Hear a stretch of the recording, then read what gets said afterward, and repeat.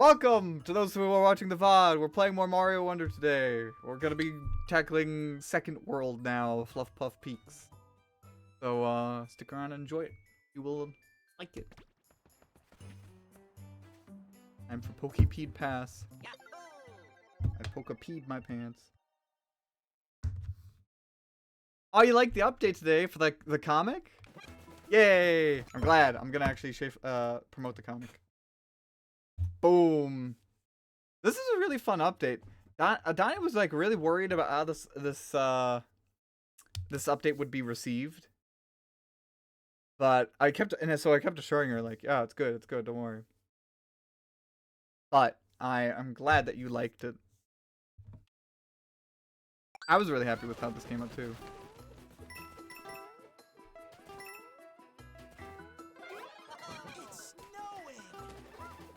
Oh.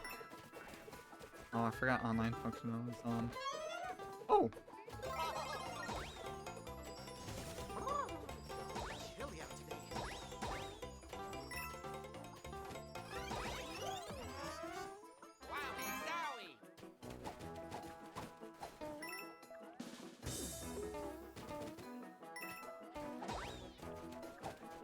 Wait. I'm already worried I'm like skipping things. I am! Oh! Save that peach player. Okay. I've already skipped a... Oh, there it is. Okay. Oh. They're pretty close together. Can't escape Winter IRL or watching this game. I mean, at the very least, you only have to deal with this for one stream. Hopefully.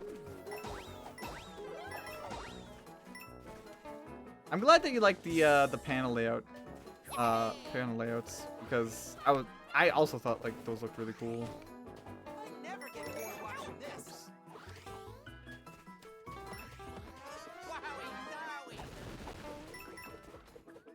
That's moving.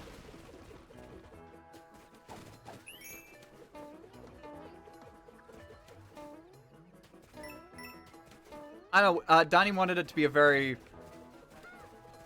strong moment because, well, it's a very important moment, you know.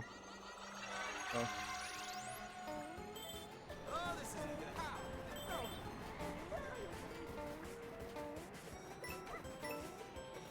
Oh.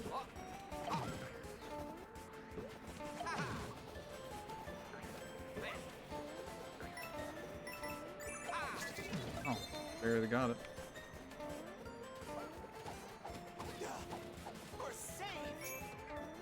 Okay, sure thing, Caleb. You can DM me about it. Oh, I actually forgot. I wanted to like. I don't think I wrote you what I wanted to rate you yesterday. I'll need to write you something. Flip my mind. Oh wow, I don't even think I was supposed to get it that way, but I did anyway.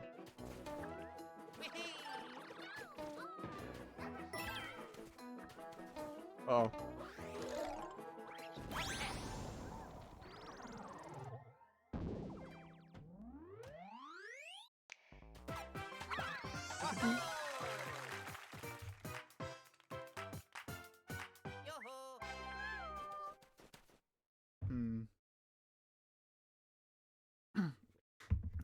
I've said it before, but it's always interesting to me because it tends to get like, you know, what do you say, below freezing for us over here, but we don't get snow all that often. For the last couple of years, the pattern has been like come November, there's suddenly like a lot of snow, at least enough snow that amounts to something. But then the snow melts away come December, and then there's no snow for the rest of winter. That has consistently happened. Almost every winter I've lived here. Here we go.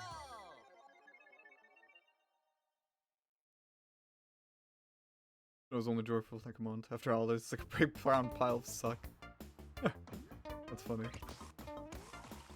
You're not wrong. I mean, the worst part about snow was when it, you know, what'd you say? it just turns into, like, as you said, that brown pile of suck.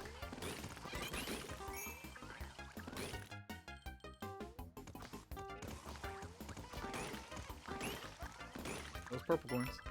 Oh, what? Where'd it go? Okay.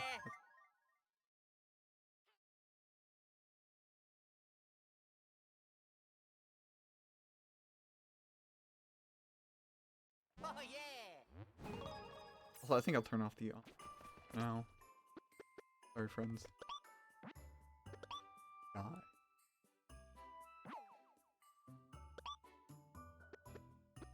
I've forgotten one. You know what? Let's go with this one. Just to see if it throws me off enough.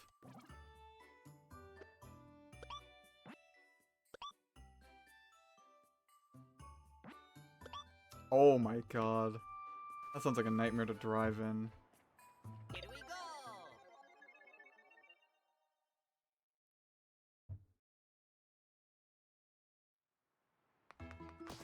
Okay, so there's another Wonder Seed I need to get here. Need to figure out where it is.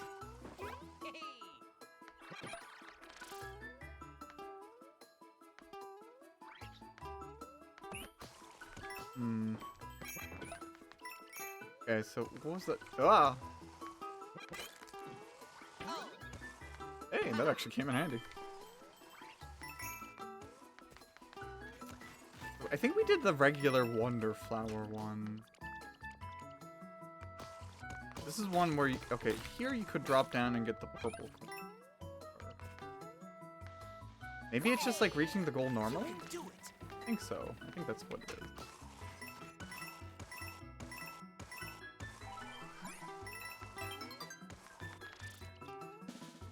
Oh, poor guy.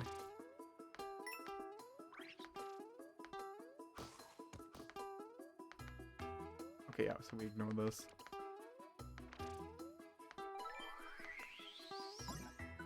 Oh.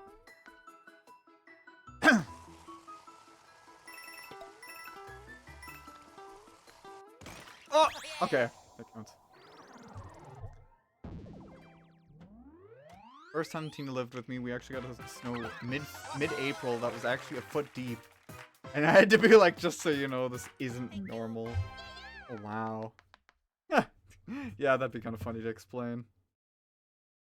Oh yeah. Okay, so we got that, we got that. Oh, that's right. I'm gonna save this one for this stream. There are special blocks that can only be seen by Luigi.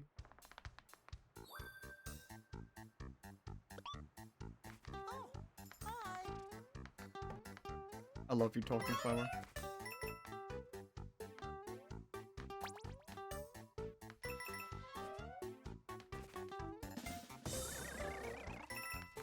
Oh. Oh, that's why. Okay, that's why it'd be beneficial to play this with friends. There's definitely a few of these that are pretty hard. It is a cute theme.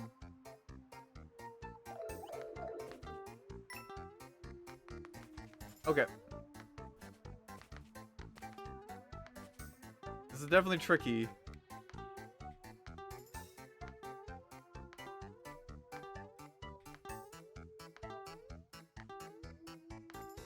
Can't remember where we can get all the wonder tokens. I'll just go for the ones that I know. That they know where I know the general location of. One.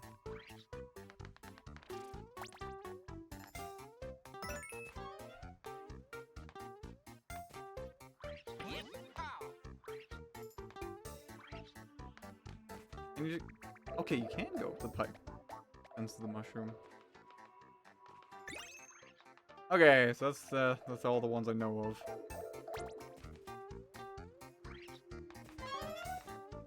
But this is definitely suspicious.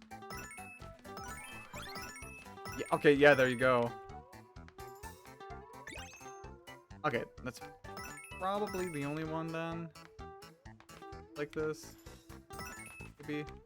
I mean, look at that. That looks like it's basically on a pedestal for it. Okay. One of these pipes.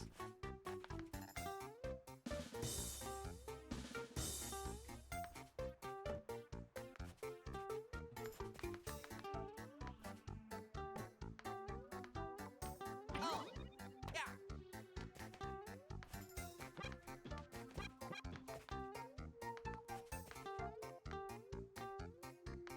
Okay. This last one is probably going to be killing me here.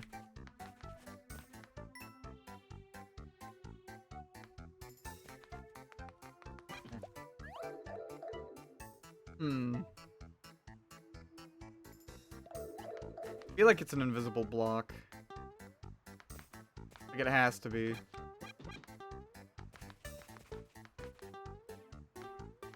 Be here.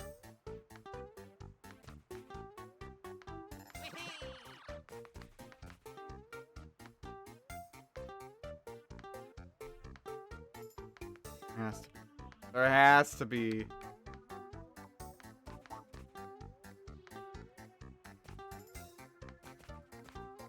Okay, one thing I guess I can deduce.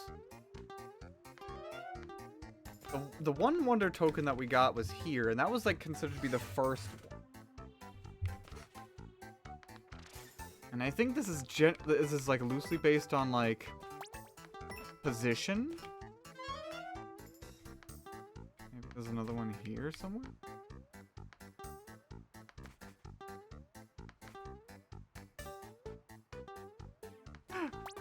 Quickly get Donnie to help me with this again. Oh my gosh. These levels were like the best to play with Donnie.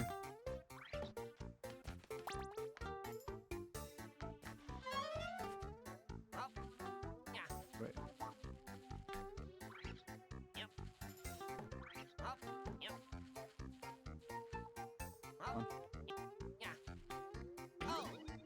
Ah.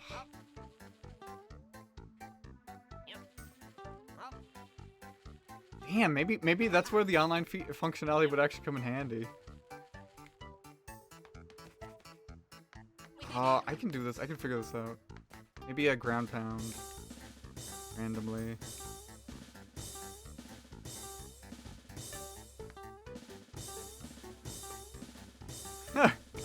Well, not actually. Donnie is currently like resting. She has a migraine today. I mean, I think she's starting to get better from it, but...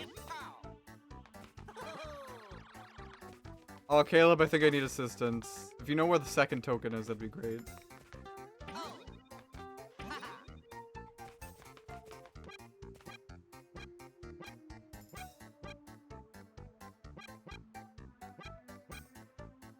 It is in that area with the pipes? Okay.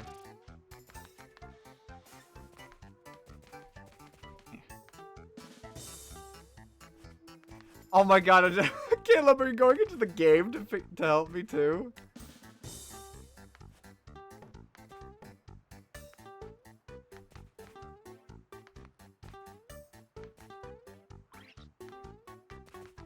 Wait.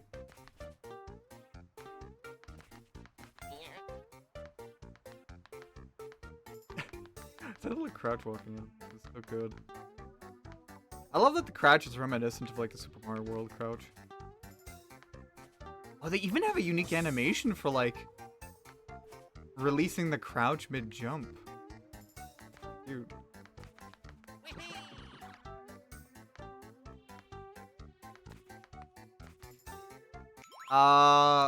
Puzzling Park and World 2.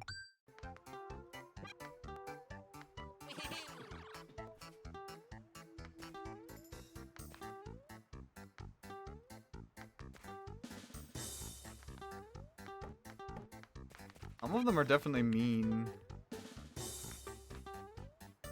Yeah, good attention to detail.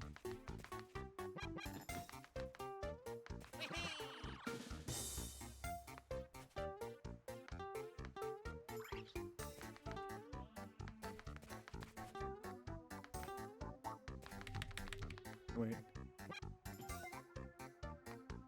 Hey, I forgot. Or it kind of pops out.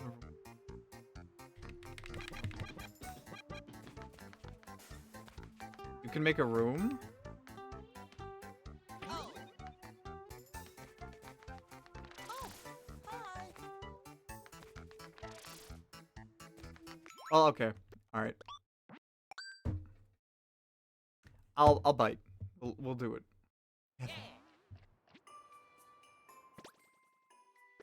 We'll do it as Nintendo intended. Intended.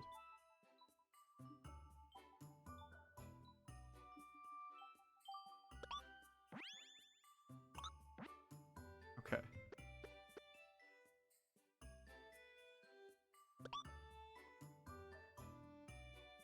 Wait. How if I create the room, then you would join my game, right? I'm not sure how progress works actually when you do co-op. I think if like you want if I earn anything when it's your room, it would all be on your file. So I think okay, I think we should do this on my like I would have to create the room. Okay.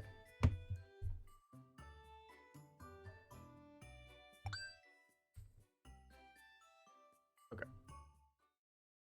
I've never done this before, by the way.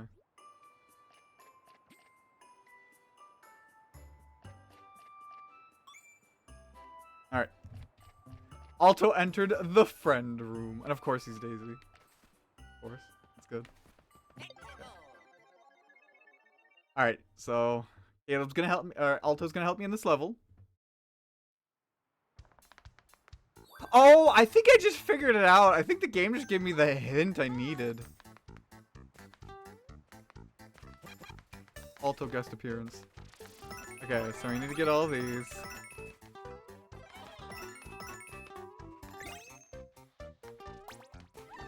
So I'm gonna get this.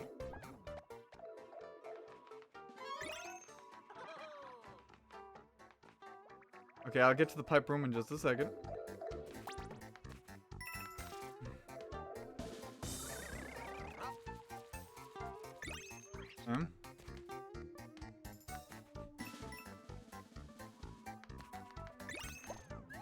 Alright. So, I think I figured it out. But Caleb's all the way up there. Yeah, that's it. You have to push the pipe. There we go. I figured it out because the game said a hint, like, put it, like, I put one of those loading tips. And it said, like, oh, if you're an elephant, it increases your pushing power. Oh yeah.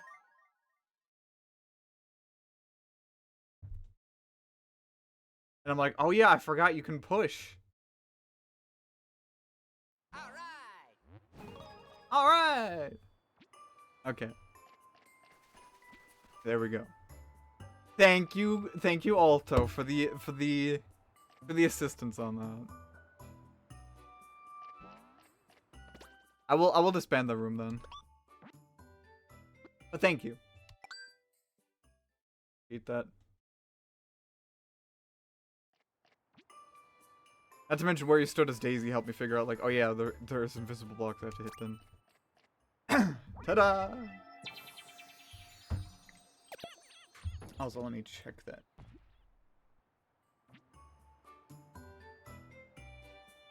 Wait, I didn't even...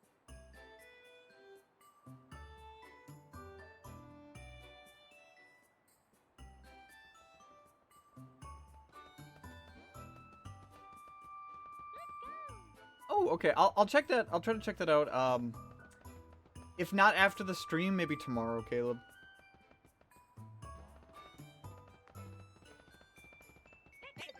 Okay, conduct away.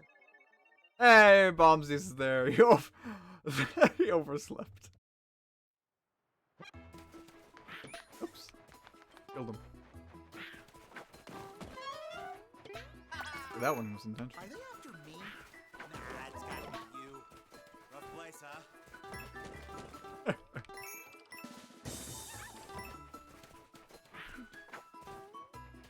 God, I love this music, by the way.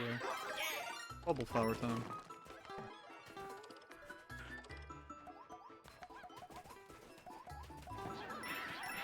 Oh, oh, oh, oh, oh, oh, I gotta help him. I gotta help him. I gotta help him. Okay, just kidding. I don't gotta help them. They got helped. Whatever. Whatever. I didn't really care about helping you anyway. Shit. You go over there.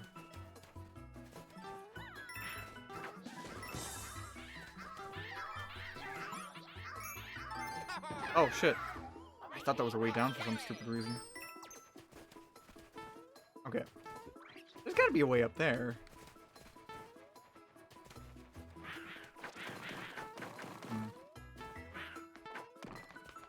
What? Aha! Help yourself. Oh. Isn't what? Oh. Don't spit it all in one place. Oh yeah. Anyway, Donnie did see it, and I'll tell you what she wrote, or what she thought. I'll write it to you. Did I screw something up?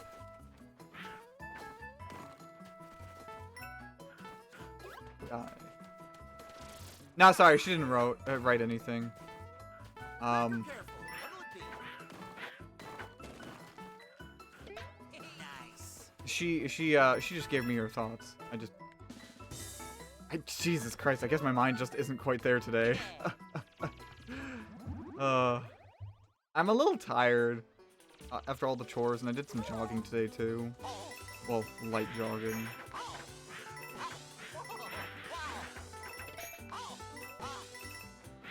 Shit. No, I fucked it up. Nice. No. Nice. I'm gonna die. Oh, as small Luigi. Okay. Oh no. Oh. Give up. Okay. I think that's actually her first death. I'm sorry, chat. Are they after me? Nah, it's gotta be you.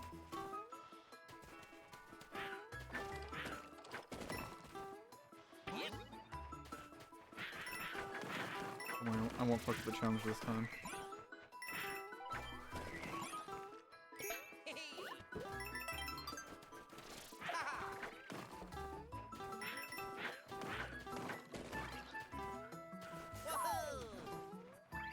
Nice. Thank you. That is fuck yesterday feeling my seasonal depression and then got a smile on my face when I was so much. Got a fair down, fell down the stairs.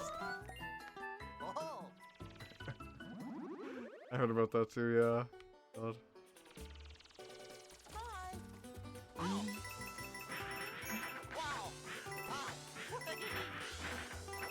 Wow. Oh. There we go. Done. Got it.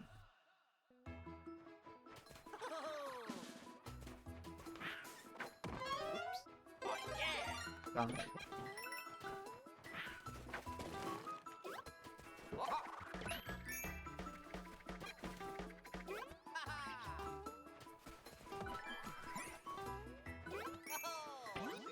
Hmm. Wait, can you? Yeah, you can do that in this game.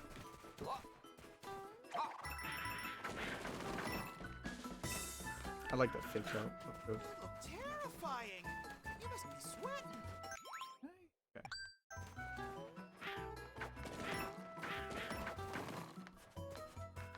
Hmm. Oof, that threw me off. Notice anything unusual? Anything Dude. nearby? Oh. Oof. That one. There we go. Oh, this is the one where it becomes a top-down game.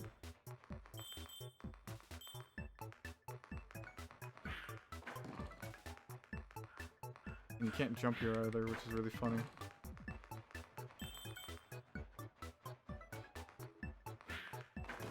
Oh, missed.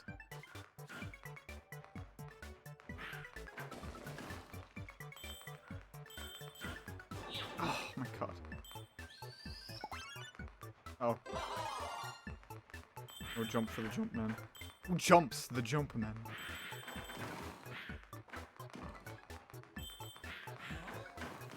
Oh my god.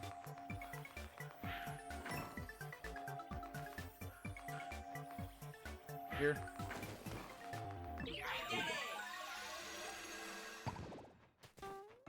Alright.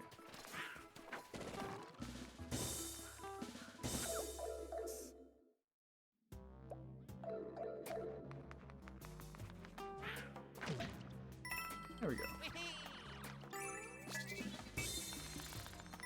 Nintendo really likes doing that, using a POW block to knock a hidden star or purple coin into view.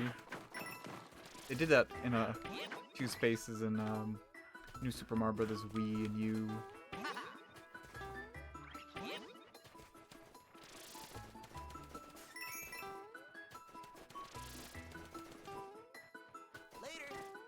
And I know like the new Super Mario Bros. Games get like a lot of flack nowadays, but I quite enjoyed them. I had a lot of fun with them. Though I will admit, releasing New Super Mario Bros. 2 and New Super Mario Bros. U within 1 year was a bit much.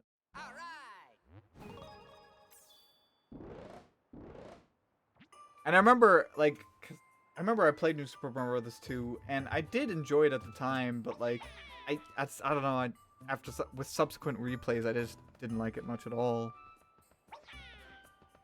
And that kind of like inversely affected how much I enjoyed New Super Mario Bros. U.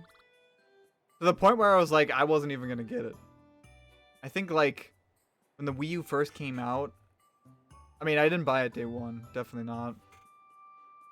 But I even told myself I wasn't even gonna like buy New Super Mario Bros. U because I just didn't really want to keep playing like another 2D Mario game that felt the same. But then like when Christmas of 2013 rolled around, my sister, my twin sister, she actually gifted me a Wii U for Christmas. And that came bundled with the New Super Mario Bros. U and New Luigi U. And I'm glad it came bundled with that, because I probably don't think I would have bought it otherwise, but it ended up being probably one of my favorite Mario games.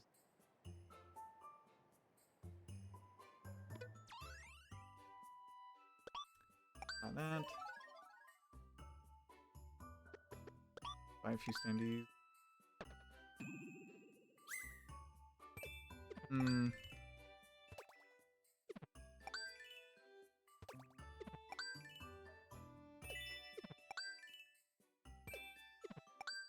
I mean, as far as I can tell, OBS is not like telling me I'm dropping any frames.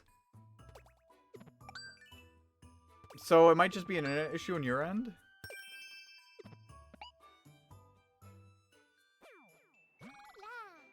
Not sure. Yeah.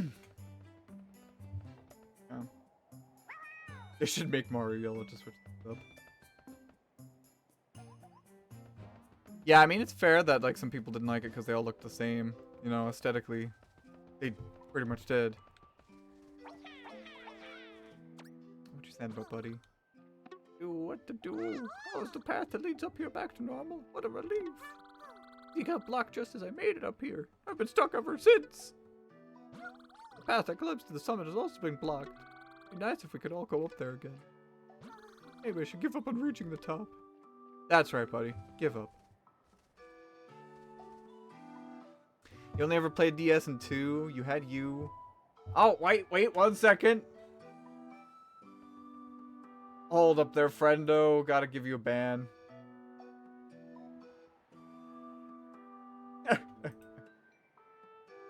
Don't click on. Oh my god. Out of here. Okay, Alto said you had U, but my friend pretty much 100% that at my place while I just watched. That's funny.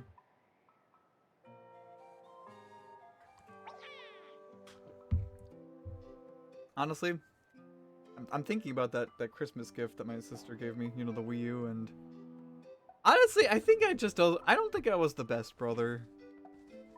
Sometimes I think about that. I don't know. I don't think I was the best brother.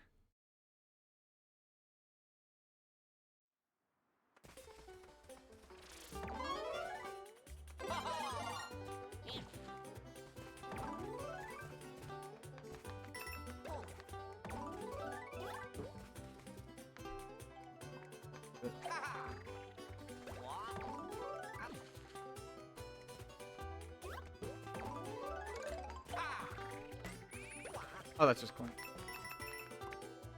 Does it mean you can't be the best brother tomorrow? Currently our solar brother. I mean, yeah, that's true. But it's kind of hard to, you know, to really have a presence when you're not really physically there.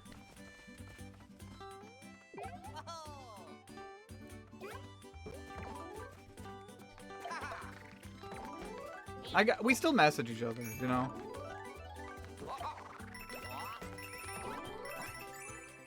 And it's not like we're on bad terms or anything like that.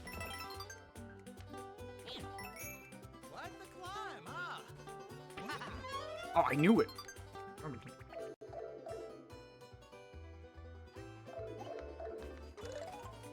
Oh, appreciate that, Jesse.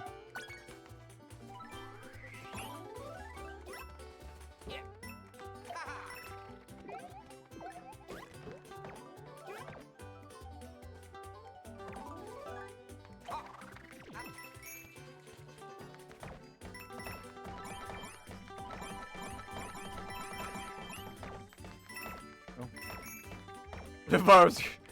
Oh man, bombsies. No, I wasn't gonna ban you for that. Dog, my siblings live 15 minutes away, and I'm not sure we communicate more than once a month.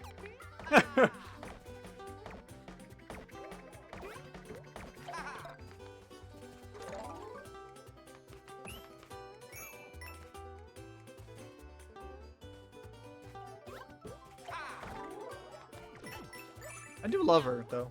You know, I definitely want to say that. You know, we don't see like eye to eye on everything. Definitely not. But you know, I still love and appreciate her, and you know everything she does, and I'm really proud of her. You know, she works a really tough job. Got some beautiful kids. A good husband. At least, I hope that's still the case. I'm pretty sure, though.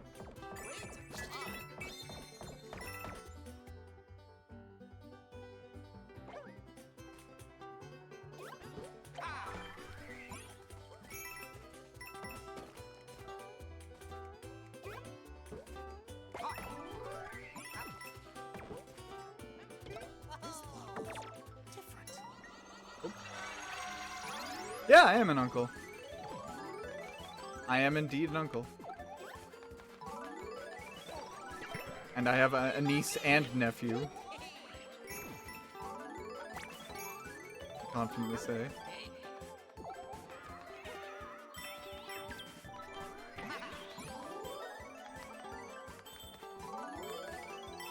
Wow. Oh, you can chase them down before you... Okay, that's interesting.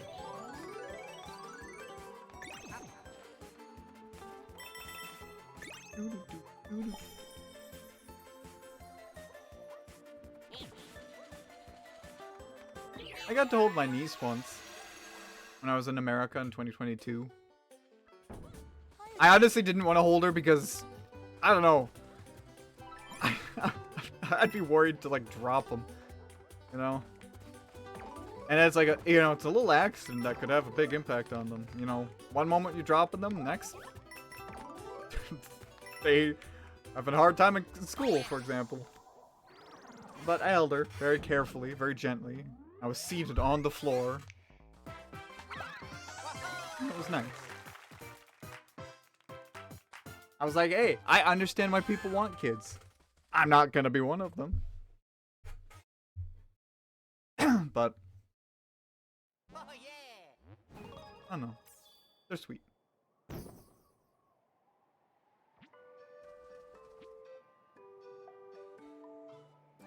How did it feel knowing that little guy was related to you and just born yesterday? Kind of wild in a way. Here we go. I think what's even wilder is that, like, you know, we've been in a world that they haven't even experienced. You know? And the world for them is going to be a very different place sometime later.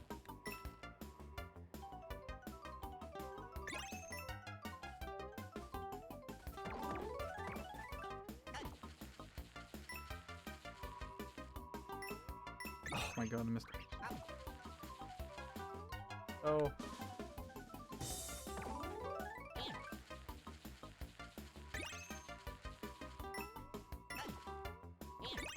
There we go.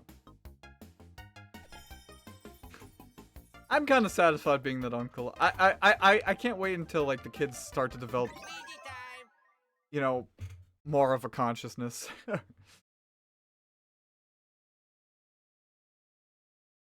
Oh yeah.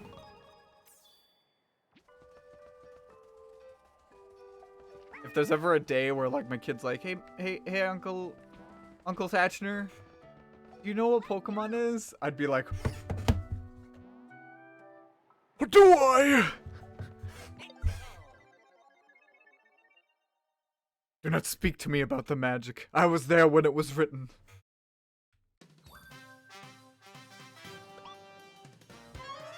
Whoa. What you gonna pick? The elephant. Sorry. I didn't get to live through Gangnam Style. Why not pick your favorite? Oh, or is he still talking?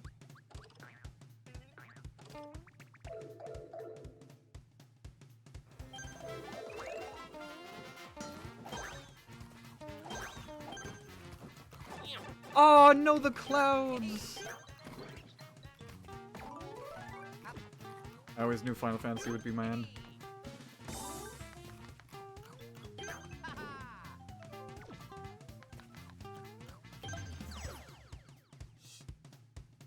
Elephant Yoshi is non-existent. Yoshi just doesn't get any power-ups.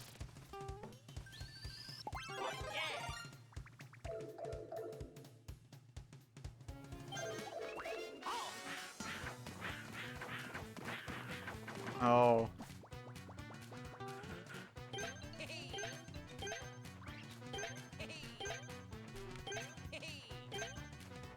That was at least kind of fun. Okay. I wonder if it's gonna be 70 seconds like last time too. Oh shit.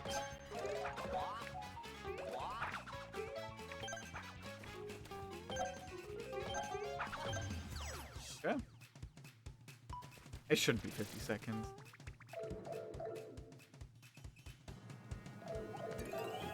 Okay. Yeah. Wonderful.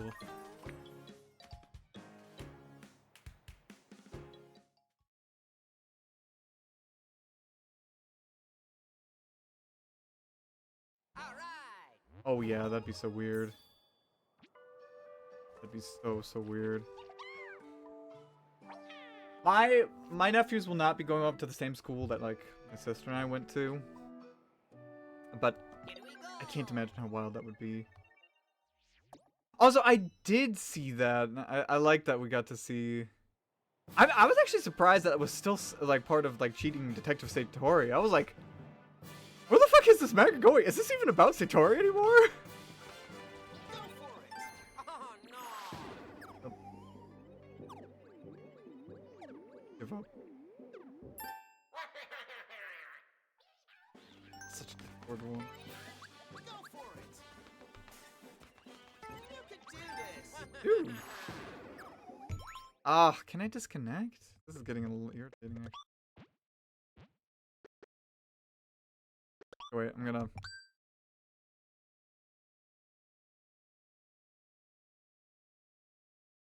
But I did like the art. I can't. I like that the manga's also tackling like some modern issues too.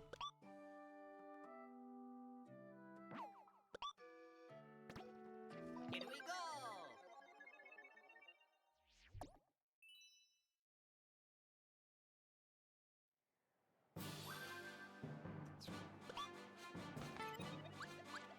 Go for it. Okay, I just can't. Oh, I thought I could like leap right over the piranha plant. yeah. I was mistaken. That's a lot of piranha plants. Pow. I like how this is basically emulating like Luigi's jump.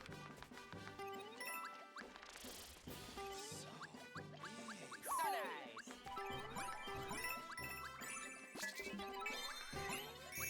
Almost there. Yeah.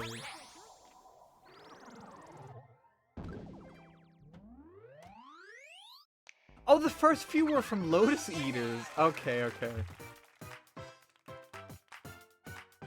That's what was throwing me off, I guess. Okay. That makes sense. I saw like I just briefly saw right before I went live the one panel of like that you said like, oh, that like they have such a cool pose. Honestly, Caleb, or honestly, Alto, when you said uh in the message when you said like it's happening, and I didn't see the panels at first, I thought you were saying like it's Mima, she's happening, you know, and I was like, is it time? And then when I saw that, I was like, oh, I mean, this is still cute.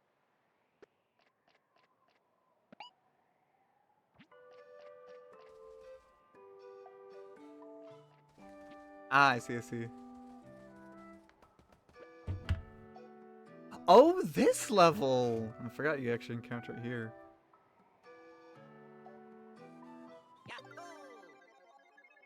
I'd appreciate that you said it as a spoiler. I do need to catch up, but I don't mind that it was like that you shared that with me in general.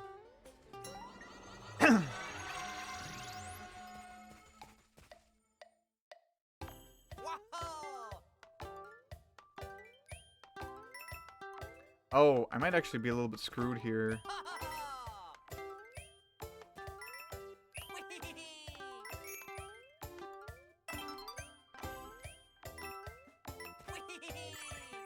Whee!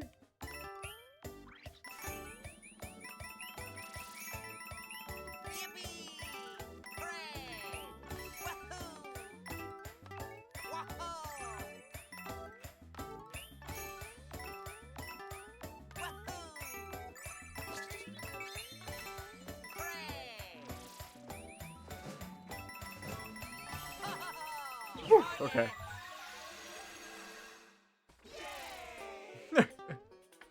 Whew.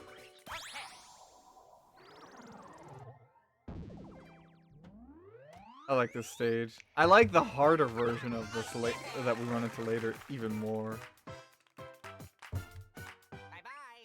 Alright, sure thing.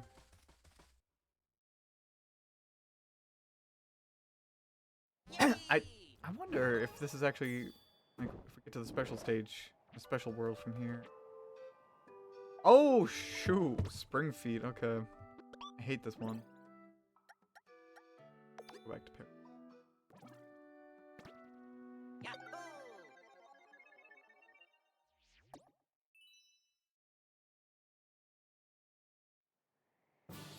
Okay, here we go.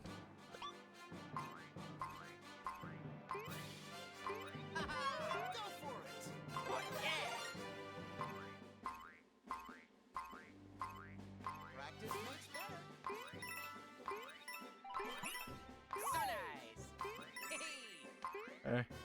Sorry, I'm concentrating. No! I like how they made you like leap just normally. Oh. Wah, wah. It's just enough for you to clear like the goal pole.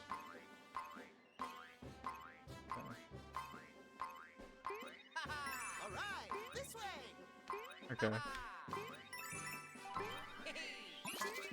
There's a later like version of the stage that's more annoying. Oh, and getting the goal pole. Okay. A kangaroo suit. Kinda funny, actually.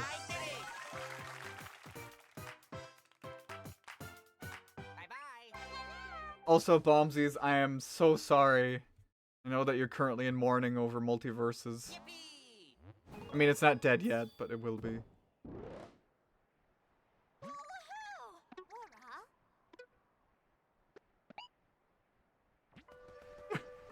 Oh, hey, Special World is here. Okay.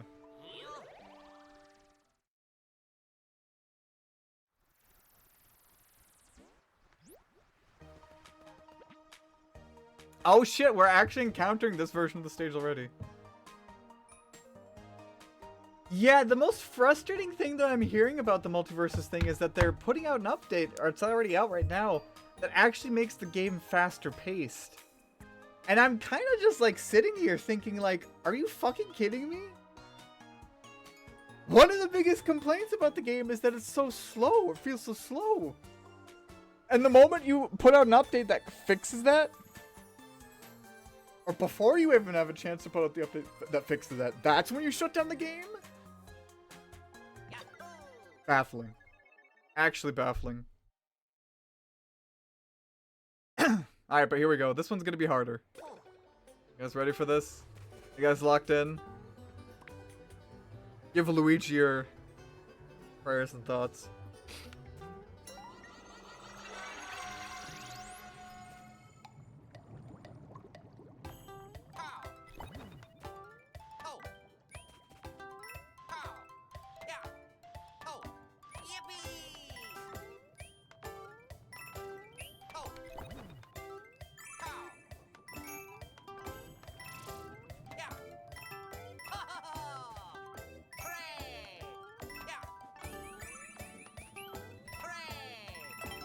Shit! Ah.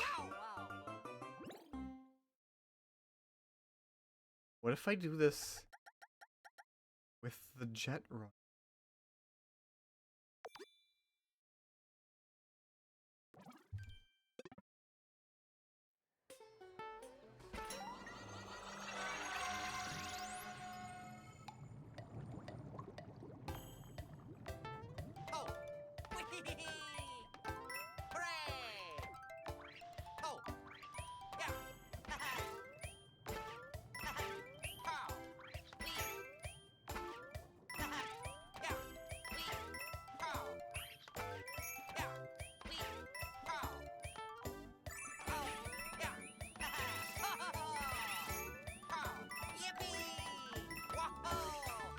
Oh shit, I was too fast! I was too fast!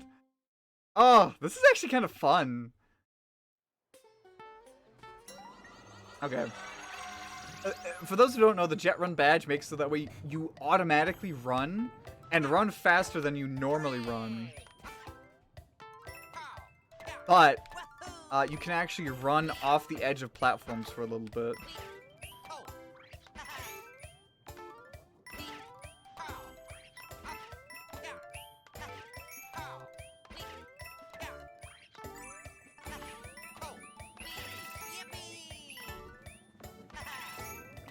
Oh.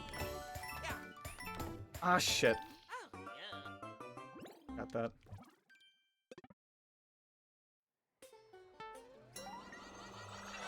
$1 million gaming company try not to make a bad decision challenge. Impossible.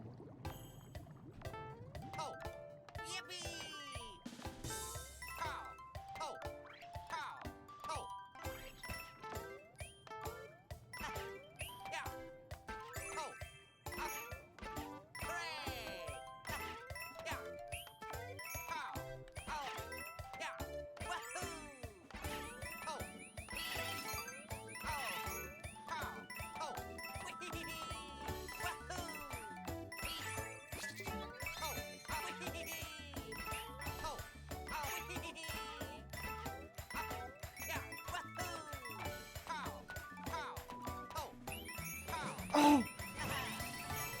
Oh, I almost fucked it up at the end. Whew. God. Oh, wow. Yeah, the jet run badge kind of helps. And it also makes it going for, like, the goal hole thing a little bit easier. Oh, you gotta get going to work.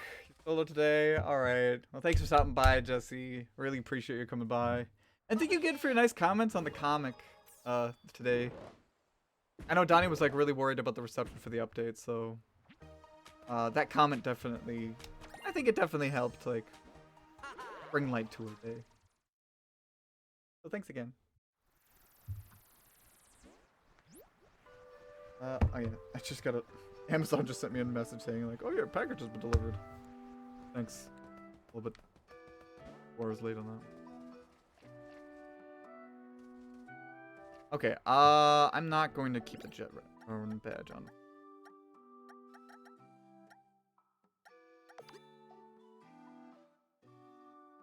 Because later, Donnie's awesome. Yeah. That's long. I think I'm gonna just try to change it up a little bit with badges in this playthrough. I think it might be kind of fun.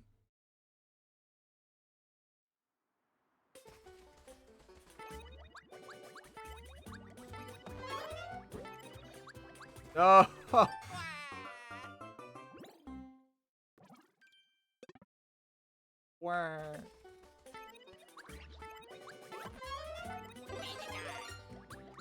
Oh, hi there. Going up? Ah.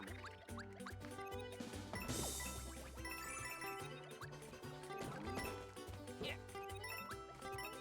Ah. Ah. Ah. It'd be really nice, actually, if, like, some of these petitions I've been seeing online could make a difference.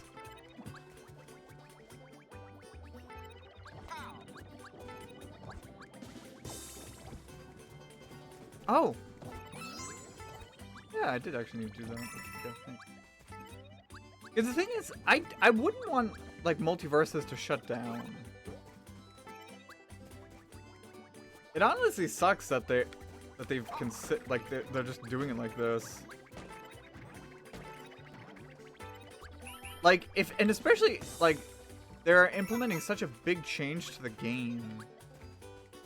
You'd think they would only consider like really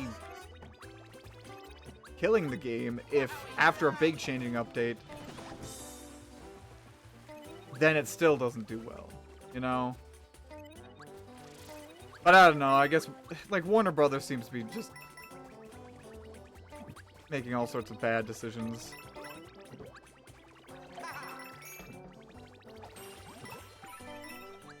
Five pages of patch notes?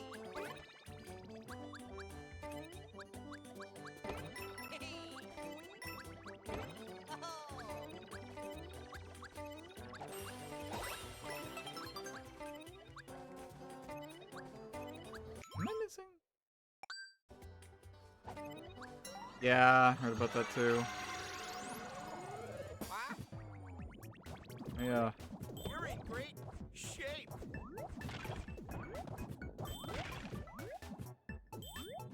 Now I am the press.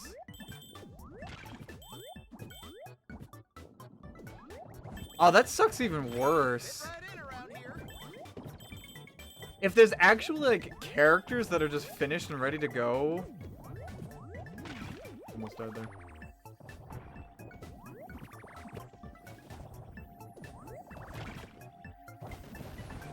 I did it. There's also some rumors going around about like Tony Hune. I don't know if they're actually founded though. Probably not.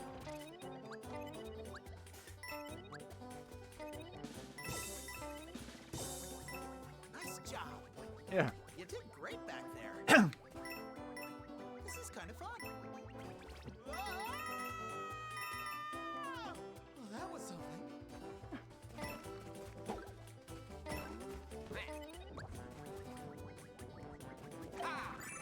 There we go. Alright, now we can level. Uh-oh. Aww.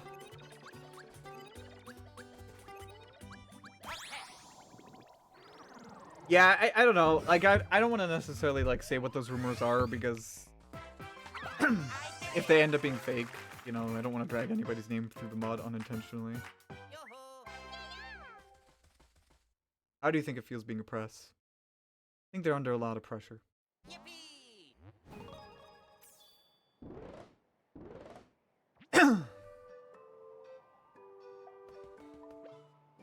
Yeah.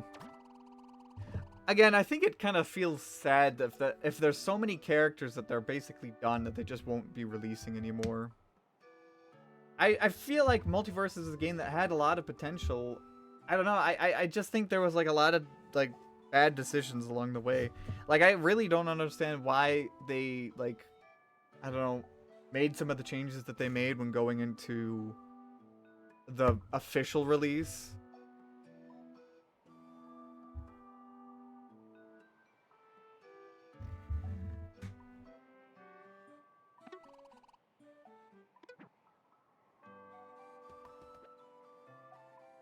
I think, what was it? They spent a lot of time trying to change like the engine from Unreal Engine 4 to Unreal Engine 5 or something like that. And I kind of feel bad because it almost feels like oh yeah, mini boss stage, I guess. It almost feels like a lot of devs are having issues with like Unreal Engine 5 lately. I don't necessarily want to blame the engine because, you know, what would you say? You can work with any kind of game engine, I feel. But I do feel like there's probably some changes that were made going from 4 to 5 that some developers just didn't know what to deal with. Or couldn't, like, deal with in time before their games had to release. You know? Also, this is one of my favorite enemies, like... dude. Honestly, I could see that.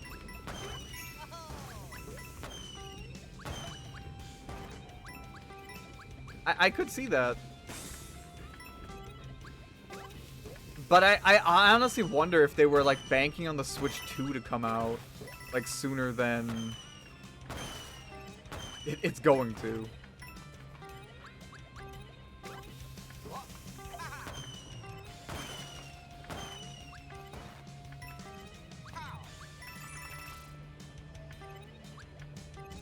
Because the thing is, like, I feel like even though like the game is a little bit lightweight, I do feel that the Switch would still like struggle to like get things working just right.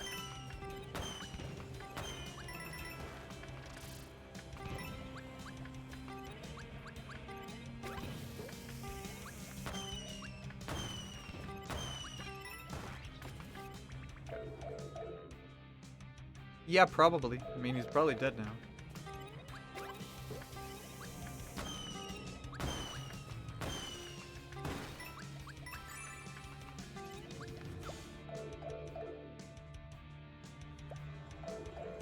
I mean, that's another thing that kind of baffles me, you know.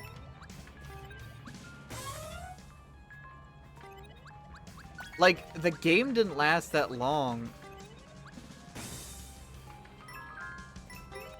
And I don't even think this is a case of, like, it being anything like Suicide Squad. Oh, I fucked up. Oh, oh no. I'm just gonna die.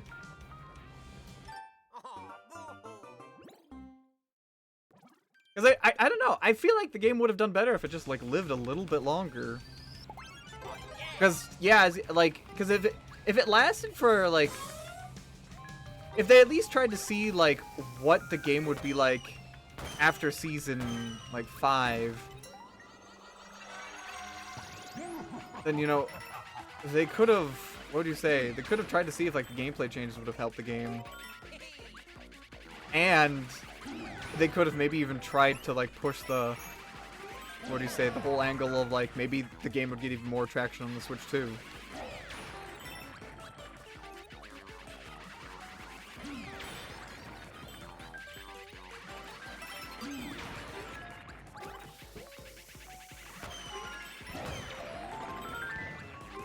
I don't know.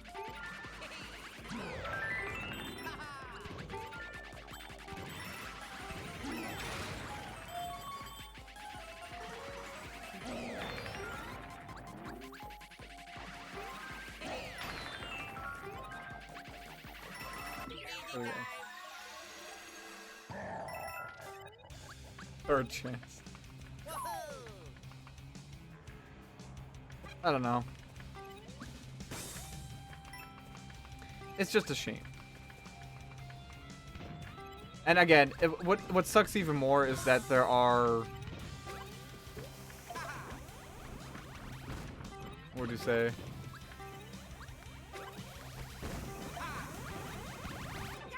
My my god, 1 second. No. Uh-oh. Uh-oh. Uh-oh. Uh-oh. Uh-oh. Uh-oh. Uh-oh. Okay. Woo. Barely got it. This is a purple coin that I got stuck on for a while. Yeah. Wow.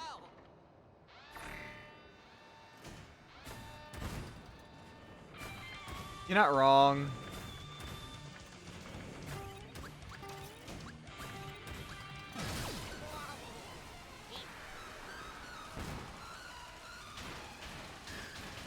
I mean, honestly, sometimes the FGC can be a little bit complaining about Smash Brothers. I think that's kind of like lessened in late and like lately, especially because Smash isn't taking up an Evo slot anymore. I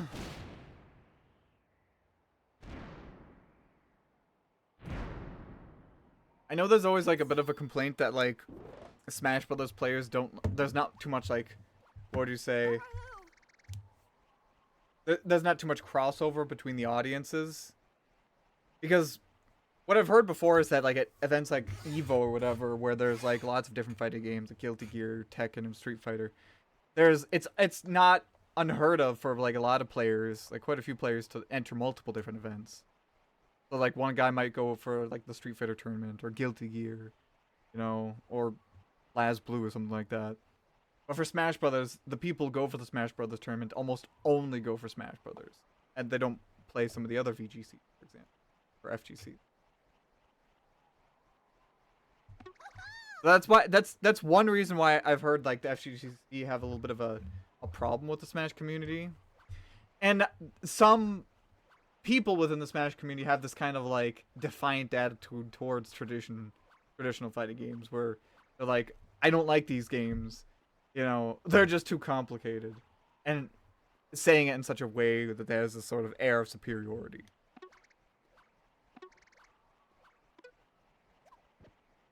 But of course, that's like the bad eggs of the community, and they shouldn't speak for the whole community at all either. So.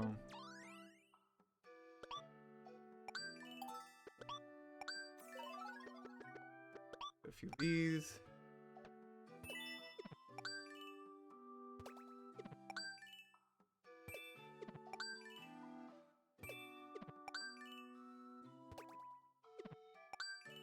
Yeah, that's very true. Social media does tend to like highlight a lot of the bad actors.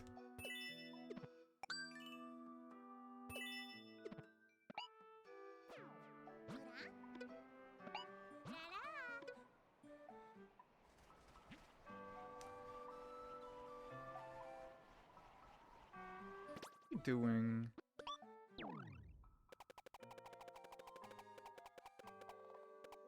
%.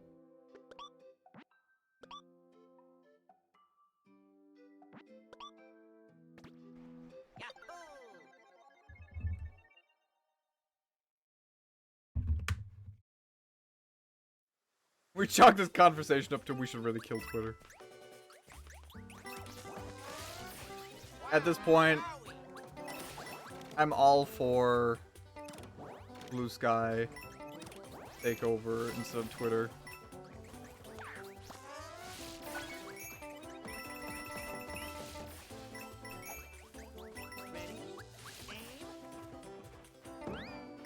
No! I mean, okay.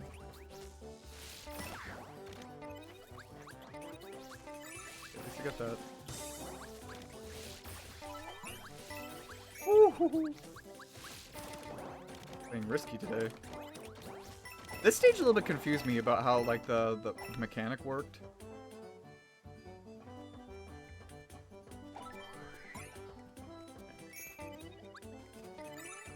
Oh yeah, that's right. I did. Let me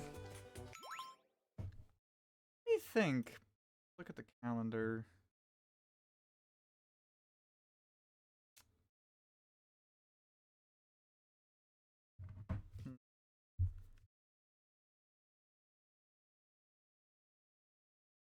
I think, I mean, I'd definitely be available. Oh, actually, I could do a Tuesday. Well, I don't know if you could do Tuesday. Can you do like Tuesdays at like around stream time? Because maybe I could try to organize something a little bit sooner.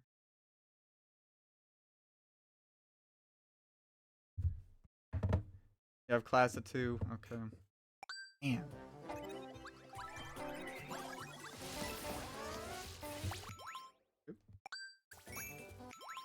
Hmm. I mean, like, Tuesdays at, like, noon for you. Assuming you're on Eastern time.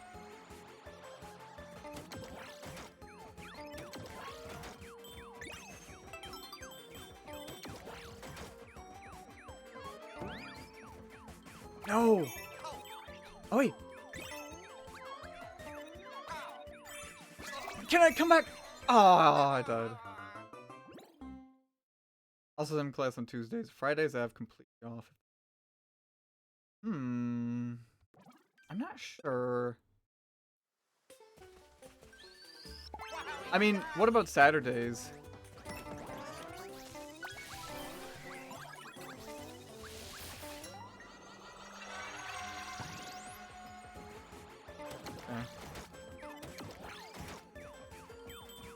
Okay. I'll try to see if, like, maybe there's a Saturday that could work.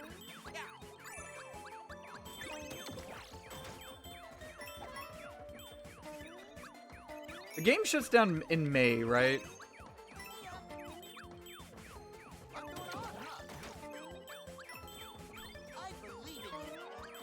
Oh.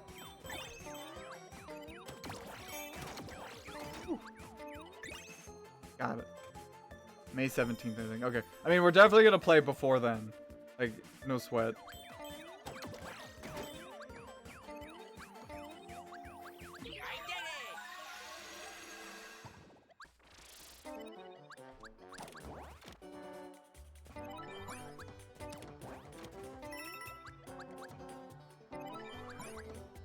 Uh-oh. Oh.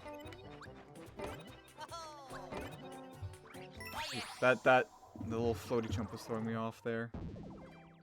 I'm gonna remove the badge.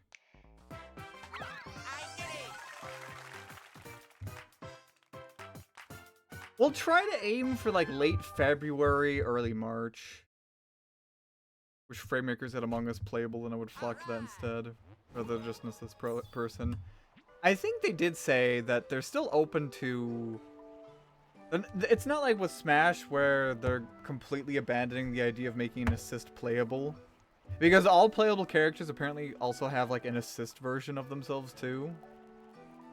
But never say never say never on like, you know, imposter or whatever becoming a playable character. Though, as a what was it? As a Kickstarter backer for the game, they did mention that they're working on the reveal trailer for the next playable character. Because so far, all of the playable characters that are currently in Framemakers were already revealed from release. But subsequent characters, like so the next character that's going to be revealed is going to be completely brand new. And they did tease, like, to the Kickstarter backers, me, I'm one of them. They did tease the next character by showing a still frame from the next playable character's trailer. And it looked to be like, I don't know, one of the characters, like the Watcher, I think, like it looked like they're kind of like shielding themselves from a gust of wind. But that could really mean anything. It could be like somebody's character entrance, like somebody drops down and then, you know. It's not Link. I hate to tell you, but I don't think it's...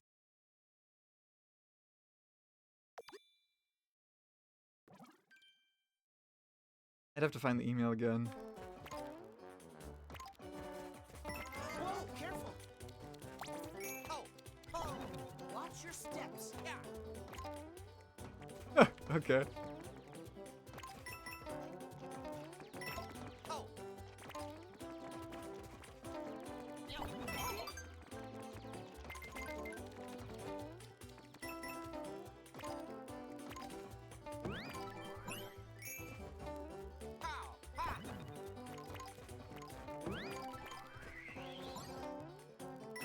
Ooh.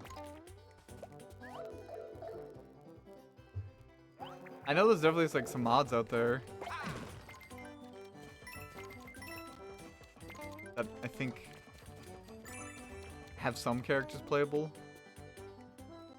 I think that's what's gonna give Framemakers just a little bit of an edge over rivals. Like maybe the ease of like adding like modded characters because it's all pixel art. But who can say for certain?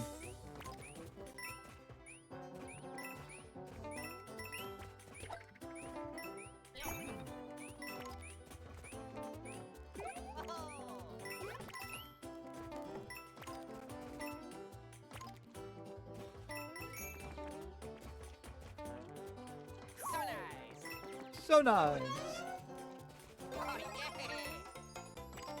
Oh, I can't really make much use out of this. Oh! I can! Okay, a little bit.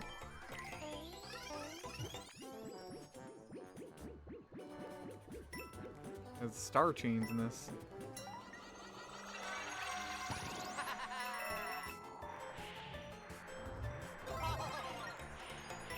Skydiving suddenly.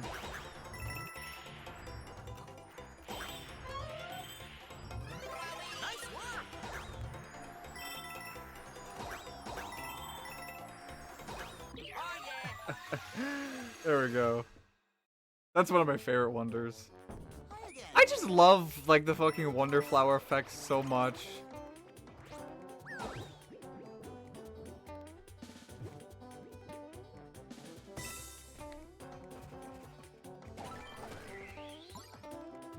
They just add so much like clever creativity to these levels.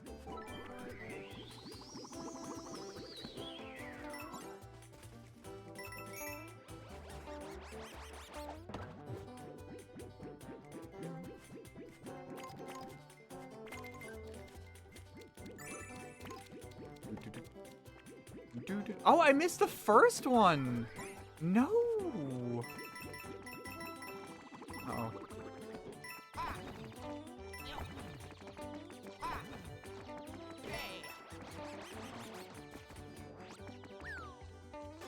Ah. Fuck you. Come on.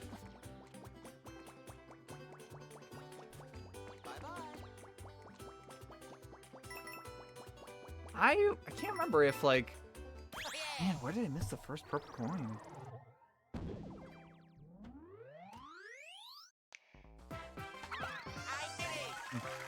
I also can't remember if like if you get a purple coin and then exit the stage, if that counts as having collected it. Oh yeah.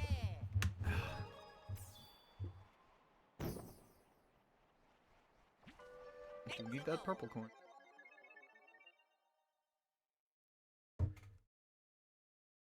You leave, it won't be saved. Ah.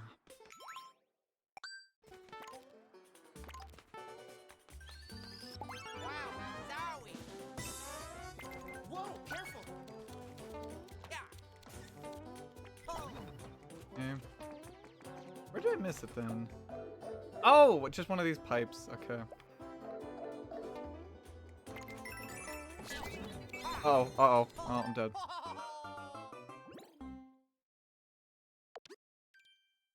Well, that counts as collecting it. For some reason.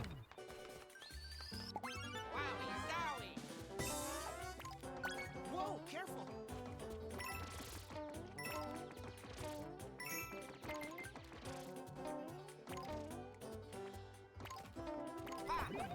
Well, thanks for letting me know, Caleb. Are these... Wait a second. Those sound effects remind me of... What's it? Big Brain Academy. Like, the sound effect of landing on those, like, numbered platforms.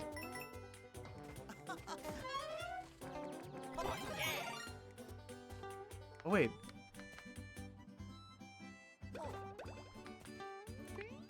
Aw.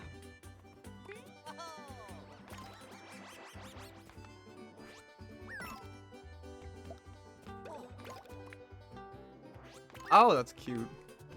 Bubble flower doesn't work on them because, of course, they have spikes. Be careful. Oh, you asshole! Looked right in. Okay. I like the sound effect for the cloud. Or the visual effect of the cloud going like, ooh. Am I going to die? Oh, wowie zowie. Still here? Okay, we're good.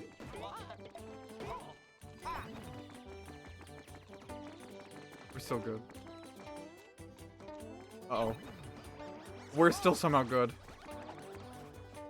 Okay. So long. So long. Yay. Okay. They should make Luigi's Casino real because these sounds would go crazy. It would, wouldn't they?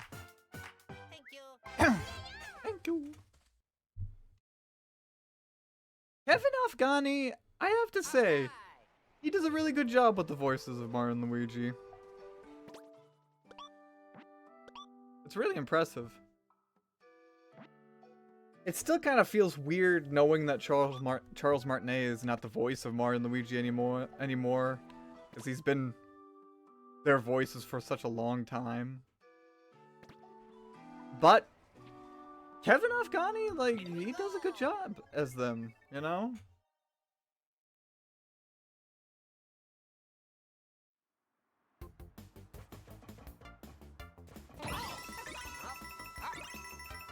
Look, yeah.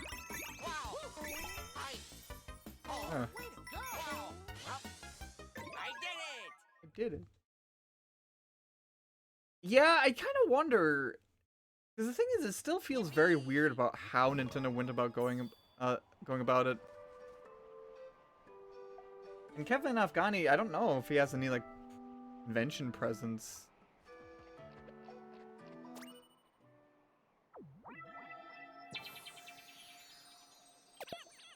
Victorious spinoff?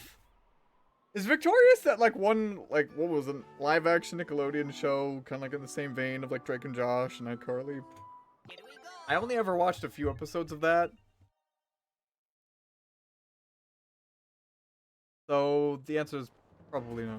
This place is intense. Like, don't get me wrong, I watched the shit out of Drake and Josh and iCarly and all that. But I think by the time I got to Victorious, it... What do you say? I don't know, just beyond my time.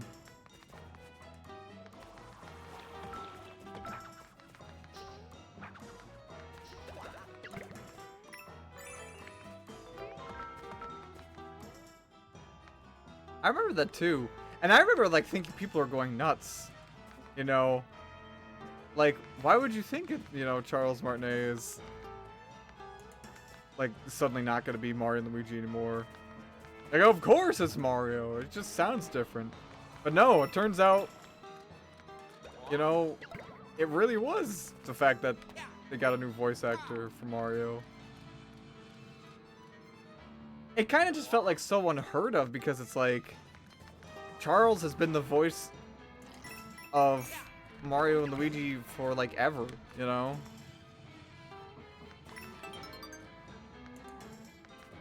And not to mention, there weren't any, it didn't seem like there were any signs of him wanting to step down from being Mario and Luigi, at least not outwardly.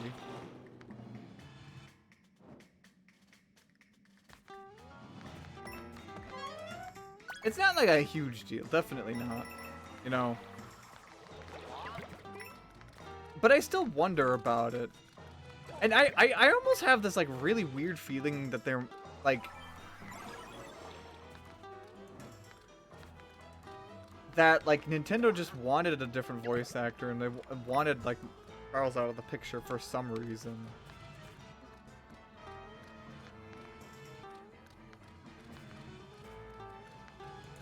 Oh.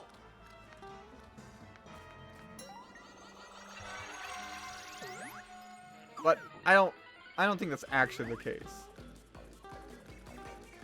But you never know. Oh.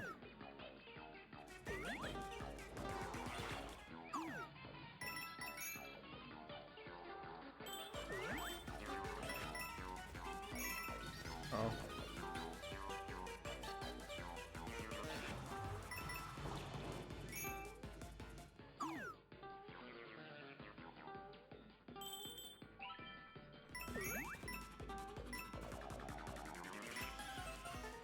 Maybe.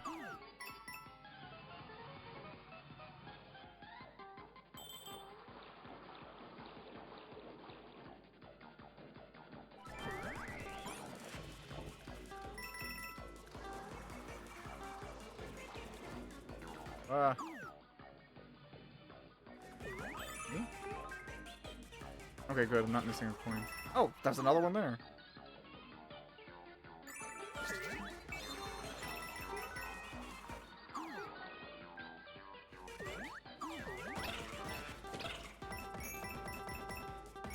Eh.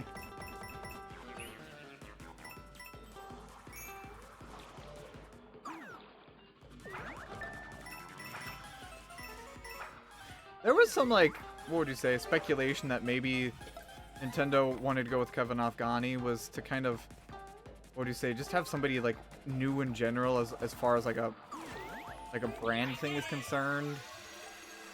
Because, like, the whole thing with, like, Donkey Kong is kind of interesting to me, you know, like, the new design. It like, I don't know. And with the subtle design changes in, like, Mario Kart, it almost makes me think that they're trying to go for a particularly, like, slightly new direction for Mario, and they kind of wanted a new voice on board with it, too. With an immediate ecosystem being kept alive solely based on nostalgia, there's a fear of any other change. Also, that's a true point. That's why it feels like with like comics, there's always like stagnation. Comics, I think, are the worst offender of this. I'm talking about like Marvel comics and DC comics. Because like, they're always, what would you say? The mainline universe will always have, you know, Bruce Wayne as Batman, Clark Kent as Superman, and Diana Prince as Wonder Woman. So on. You know? It's almost like they don't ever want anybody to take up the mantle, and if they do, it's always like as a side thing, you know? Or it's like if they do take up a mantle, then it's just like, yes, they are now also that character. Like, I thought it was kind of interesting how, like, in the 90s, there was, like, a little bit of a push to make it so that way certain characters would pass down their mantle. Like, in comics for a while, like, you had... First, there was Jay Garrick. He was, like, the first Flash. But then Barry Allen became the Flash. And he was the Flash until, like, the 80s. And then there was the big Crisis on Infinite Earths event that happened, where Barry Allen dies. And so Wally West, who was the Kid Flash at the time, he took up the mantle of being the Flash. And then there was Green Lantern, where, like, there was originally Alan Scott, and then there was Hal Jordan. And then Hal Jordan turned evil, and then a new Green Lantern, I think Kyle Rayner, or Guy Gardner, took up the mantle. And these were all kind of interesting changes that were then reversed, and eventually the original title holder came back. Like, Hal Jordan died, and then came back, and then became Green Lantern again. And then Barry Allen infamously came back after being dead for like 2 decades. All because the writers grew up with those characters, and so they wanted to bring them back. And so it's kind of like, that's cute, but like, come on, you know, these characters, like, why can't you just like let progress happen? At the very least, it's at least like there's these other universe things that they do where it's like there is like a little bit of there is no set status quo, you know? Like right now we're seeing like a new Ultimate Universe with Marvel Comics where like Peter Parker is actually father with a kid. And we're seeing like in DC they're doing like the Absolute Universe where it's like new takes on these characters. And that's kind of nice because it's like you're seeing them do things that they definitely would not have done in the main continuity. So it's like the main continuity is considered to be like, I would almost say, the branding continuity, you know? But then they do these other side universes where there can be change and progress made, you know? But it almost seems like whenever they try to like make progress where like the mantle changes, you know, the original title holder comes back and then everything gets reset. There was a while where like Lex Luthor became good, or at least an anti-hero, you know? He actually worked for the Justice League for a little bit. And then he went back to being evil. And then he became good again. And now, right now, he's going evil again. You know, it's like there can never be any sort of development. And that's not even talking about character deaths, you know? Where with X-Men, it's infamous that, like, any X-Men character that dies will probably come back within the next few. Pretty sure Wolverine has died a billion times. I think Charles Xavier has died a billion times and then come back, you know? In the silliest of ways. They killed off Captain America and Bruce Wayne in separate, like, at separate times, only to have them come back, like, just a few years later.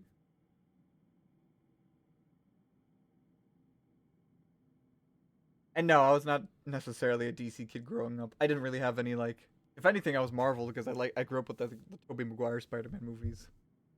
I really only got into comics, like, when I was in high school. Honestly, I think it came about as trying to impress another friend. But I digress. But I got into comics at that time. Sorry, I'm going on a little bit of a comic rant. The changes in new cast, new story every year is what attracts me to Japanese superhero media more than Western, because as of right now, it feels so stagnant. Yeah. I mean, Japan must have a completely different culture about that. I mean, just like looking at like some of the anime, it definitely seems like that they're more willing to, you know, have like the same kind of like, what would you say? As you said, it's like the same show, but like a different, like a rotating cast of characters.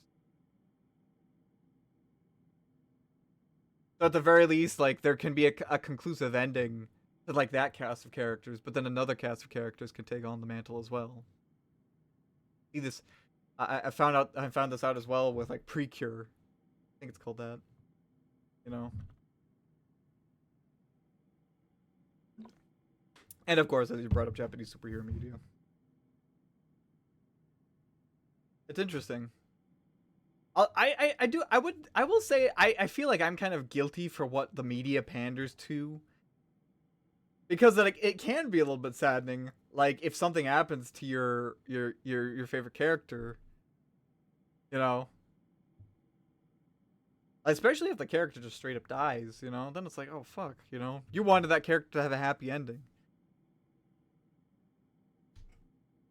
I think that's also kind of why I was a little bit upset about Apollo Justice. It always wraps back to Ace Attorney, you know, because I mean, like with Apollo Justice, I think I wouldn't have been too like upset about it if it wasn't for the fact that it feels like they murdered Phoenix's character. They didn't actually, but metaphorically speaking, felt like that. Now I'm of the age where I'm like, I kind of see where they were going with that.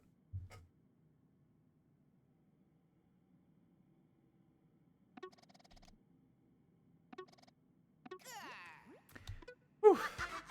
Sorry, again went on a tangent. Oh, okay. He doesn't just automatically go back and forth.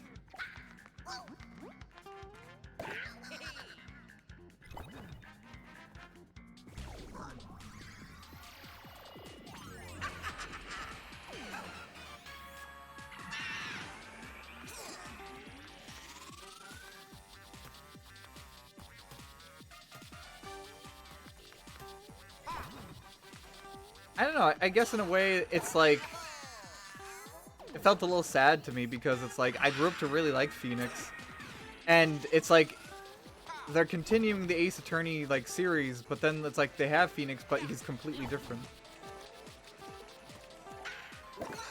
I guess in a way, like, I think I would have been even more okay with it if it was just at least, like, Phoenix didn't turn into a fucking hobo. Like, he could have been a mentor, sure. But the hobo thing kind of felt like almost like a disservice. But again, like, now I kind of see where they're going with it. It was like a bold, it was a bold direction for it, really. I don't like that effect of that whole melting away.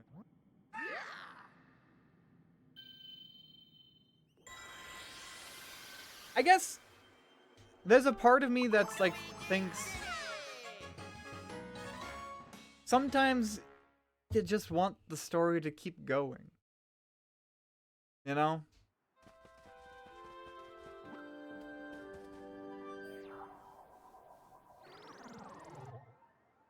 I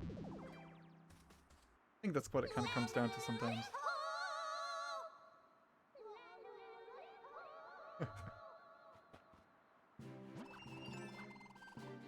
With the royal seed from Fluff Puff Peaks in hand, Luigi's party continues their journey. The road ahead is filled with even more dangers. Luigi's quest is starting to get much more difficult. Will they overcome what awaits them? How well they use the badges they find will make all the difference.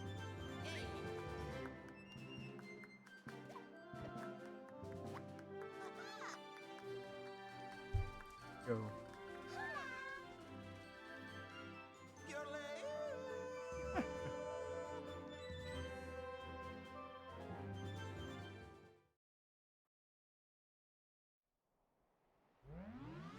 Alright, I think I got everything in the world done.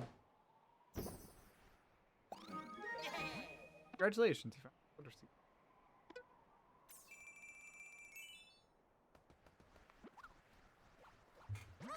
Now let's use a propeller flower to head back to the Petal Isles.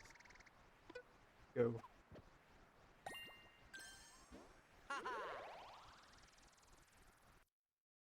Yeah, I think it definitely depends on what kind of media you grew up with. You know?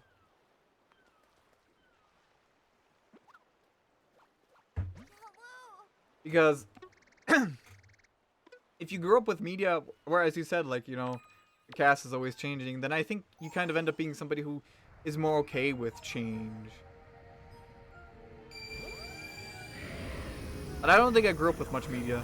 In fact, I grew up with Pokemon where it was like the protagonist was never allowed to actually progress. Everything just reset to 0. And it's always Ash Ketchum.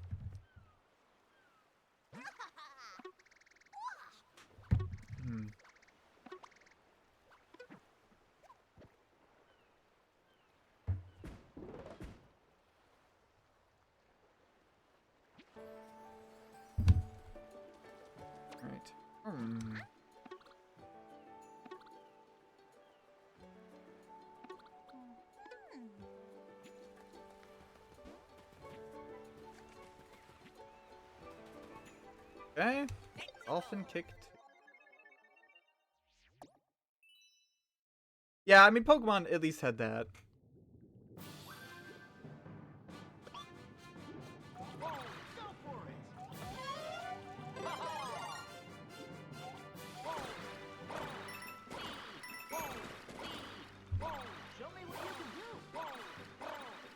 Wow. These obstacle courses are kind of funny because, like, he says, like, show me what you could do, but, like, these obstacle courses could actually kill somebody.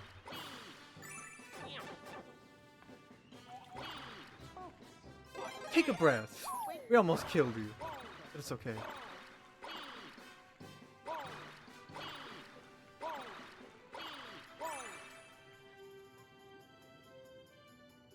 Wow.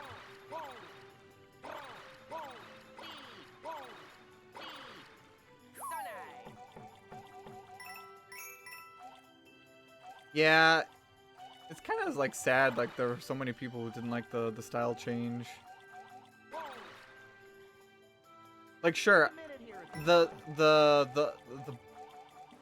quality for like the Pokemon X anime was pretty damn good. Oh, okay. There was nothing wrong with like the Sun and the Moon art style. Uh oh, missing something.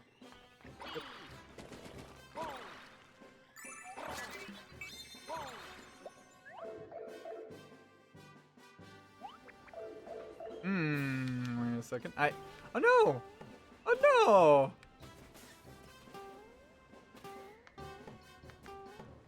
Ah. I missed I guess I should have picked up the upper area. I need to do this again then.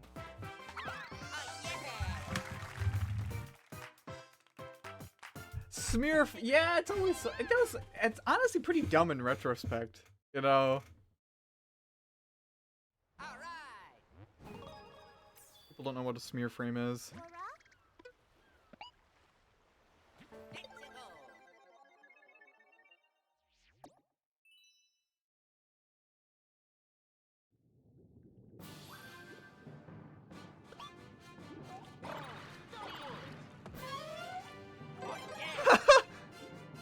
I was actually thinking about that too. Alright, this isn't water. This is... Yes? Ah!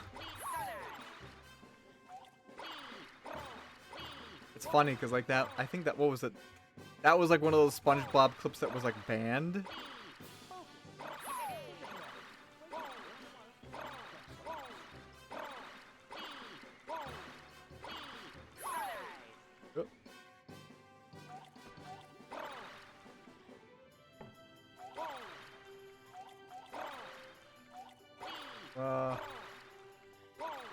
Okay.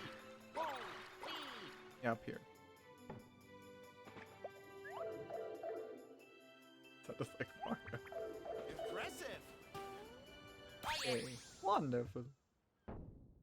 Weird.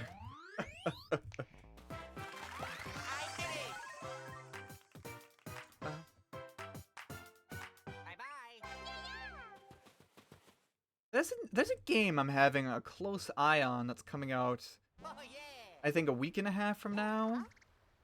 It's called Avowed. That game kind of looks interesting to me. 'Cause I'm kind of feeling in the mood for like a first-person RPG. But I don't know if I'm going to buy it right away because, one, I want to see how it's going to pan out in reviews. And two, I'm also in the middle of like 2 open-world games. What was it? Yeah, Final Fantasy and then Ghost of Tsushima. And I like both those games. Really should probably finish up both of them. There's also Xenoblade, like, Chronicles coming out in March. I am so fucked. Oh, I should've... You know what? We're gonna be okay. I forgot, I should have equipped the, like, the dolphin pad for this. The Wiggler showing off.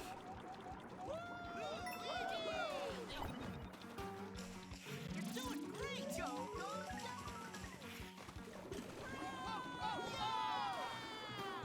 Look at you. Look at me.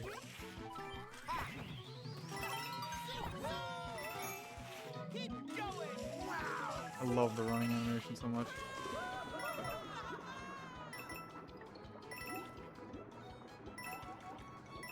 Great swimming.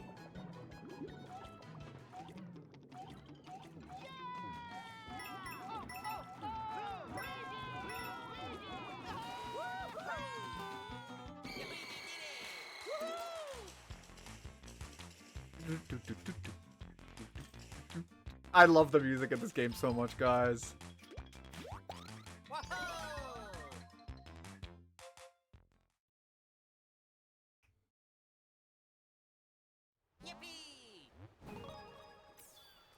Gonna be another Creator Clash. Wait, what's Creator Clash?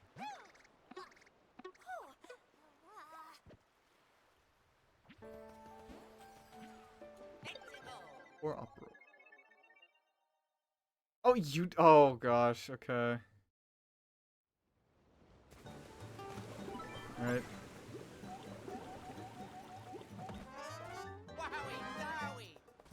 I think I've had enough of YouTubers boxing.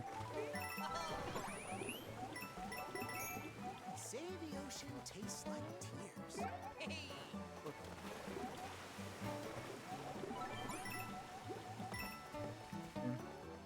I love the beach so much. Oh.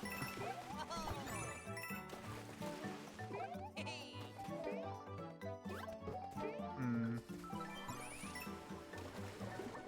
No. Oh wait, yes, that's right. I can use the shell to boost on through.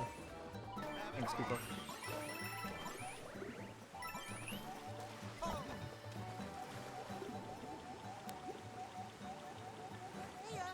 What? I don't even know who that is.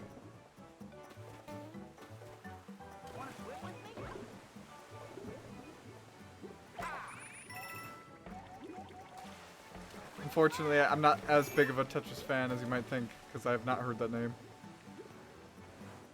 To this point.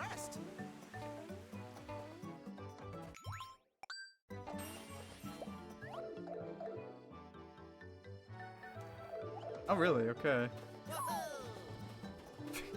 Thanks, Bumpsies. I think I would be a terrible boxer, though. I'm pretty sure I'd be knocked out in a single punch, guys.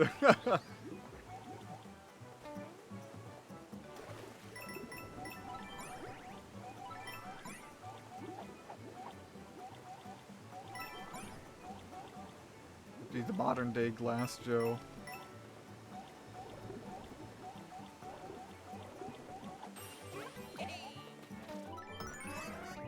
Ah!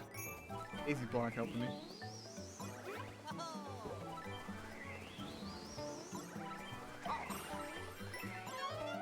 Ah! Gotta be careful. Oh, I thought I'd land on it.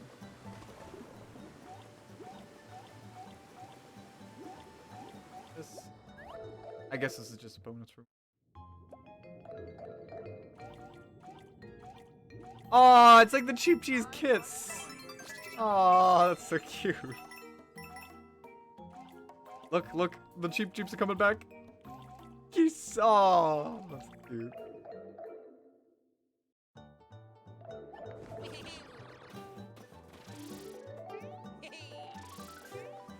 Okay, I was gonna say, I don't have to be like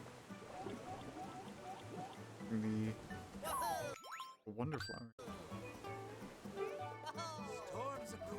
Uh-oh, here we go. What do we got? Oh my god.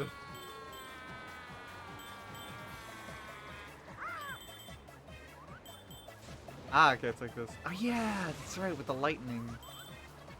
I like how the cloud with eyes there is still there.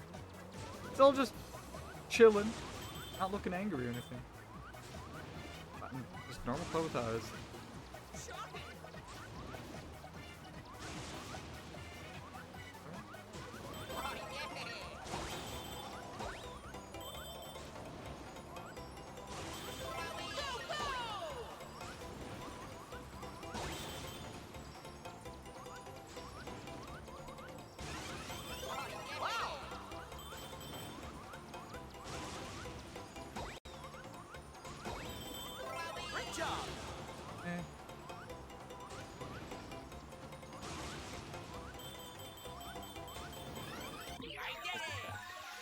Yeah, I did it. Play again. Wow, sorry.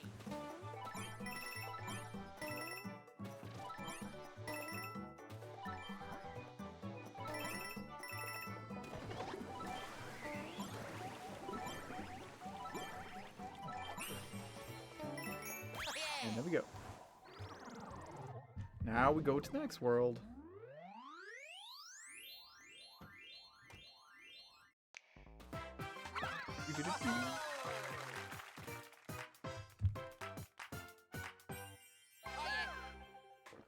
Guys, what's a niche little title that you guys would like to see come to Switch 2? Like, what's your dream? What's your dream game that you guys would like to see come to Switch 2? It could be literally anything.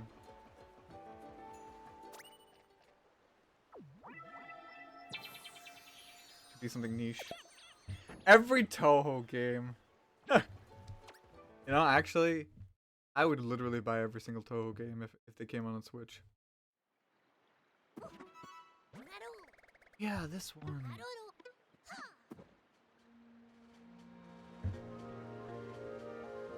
This is one where you have to like find some of the secret exits.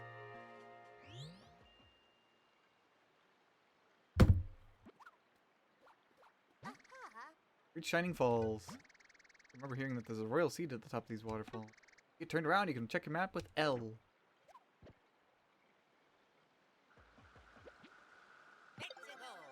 Hoplin's Hut.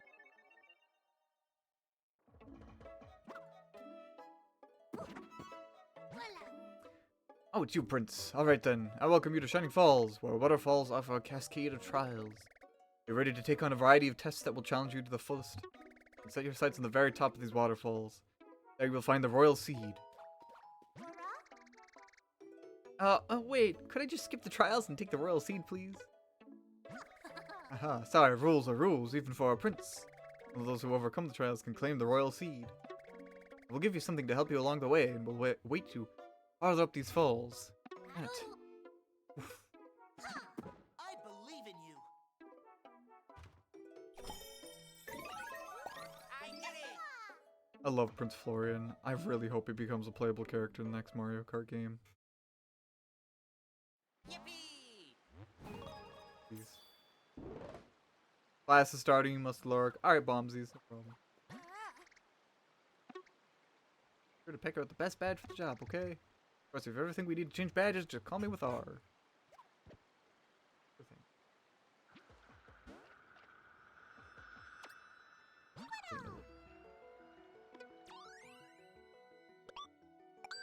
Proceed. More standees.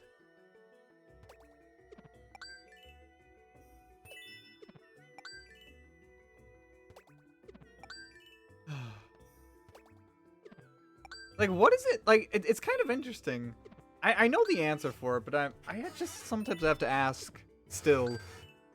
What is it with every game? With an online component or purely single player, it doesn't matter. Why is it with every game that there seems to be some sort of gacha element to it? Because it's occurred to me that like a lot of games add it, even though like it doesn't necessarily add too much to the experience. I mean, sometimes it does, but sometimes it doesn't really, you know? Like, I'm surprised like this game has like a little bit of a gacha system.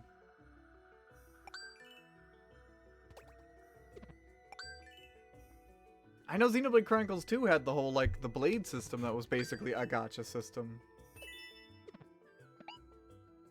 I know there's other like Nintendo games, but like those are the first ones that come to mind. Technically, Tears of the Kingdom has it.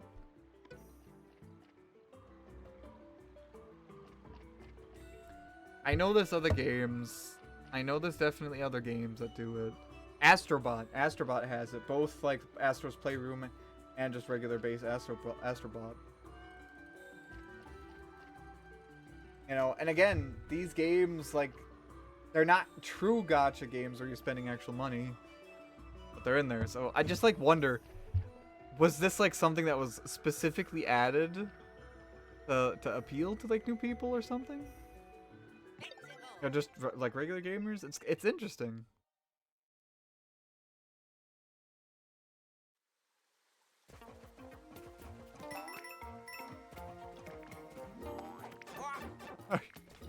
Right.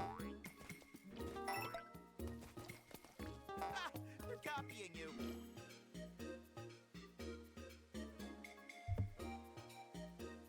I mean, yeah, but that's a bit different from like gacha games. Because you're earning the stamp. You get specifically the stamp. There's no surprise there. I really can't think of many niche games that isn't on Switch already besides the huge MiHoYo games, and even then those aren't niche. Yeah, that's true. Oh, yeah. It's funny because like I think previously like MiHoYo had said like Genshin Impact was gonna come to the Switch. And then it just didn't. I almost have to wonder if, like, what do you say? They found the base Switch to be a little bit too limiting, and so they're probably gonna hold off until like the Switch 2 comes out. Because I'm certain, I am 100% certain. Genshin Impact, Honkai Star Rail, Zenless Zone Zero. I'm 100% certain those games are going to come out for the Switch too. Like a billion percent certain.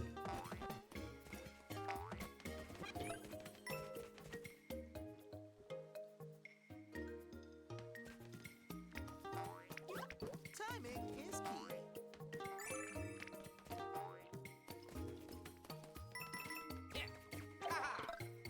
Oh shit. I can still use this guy though. Like these in. Hello.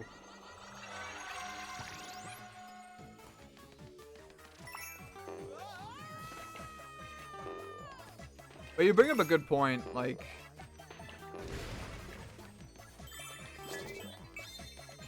none of the MiHoYo games are considered niche, which is interesting because I feel like if this was like a decade ago and those games came out, those games definitely would have had like a more niche appeal.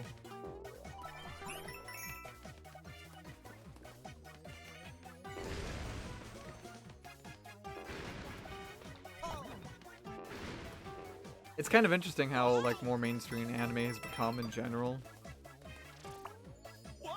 which I think is nice, you know. Finally, like our interests we're no longer getting bullied for these kind of interests.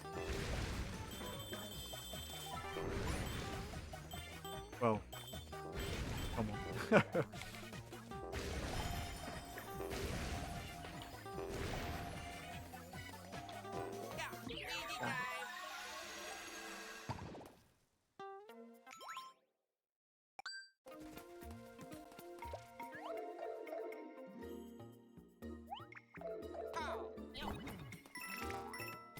Oh shit.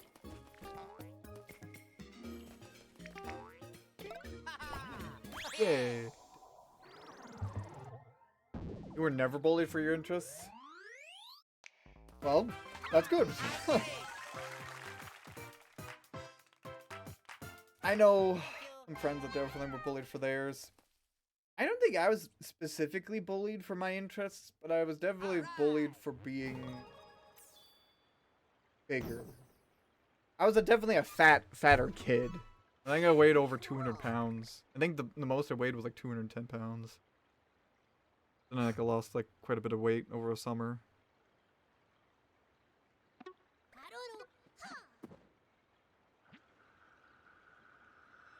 I was also bullied for being too shy to partake in gym class.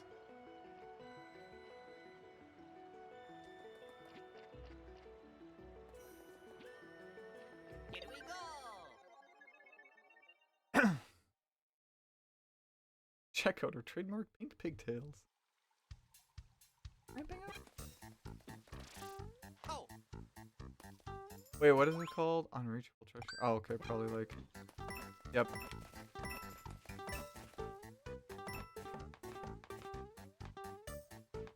let's go. That's it. Time.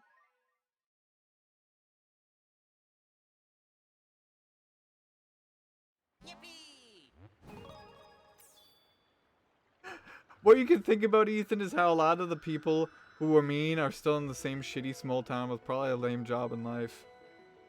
I would really like to think that, but unfortunately, I know for at least one bully who was particularly mean to a friend of mine.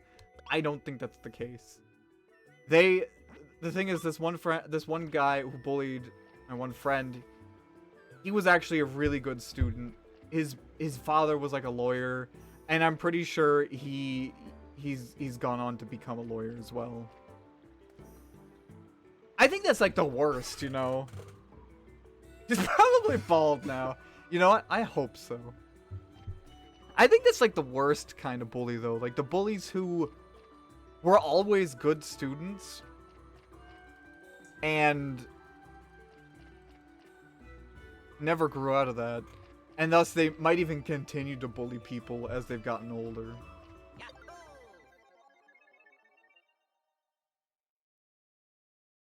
His wife probably cheats on him. God, I hope so.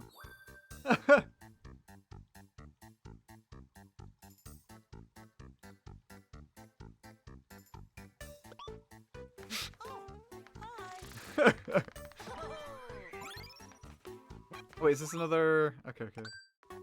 Don't worry, there's always something. That's true.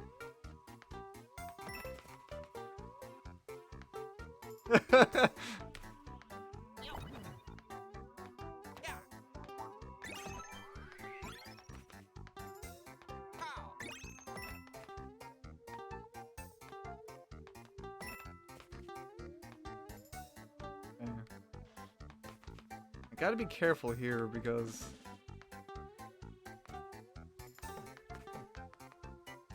I think I did good enough.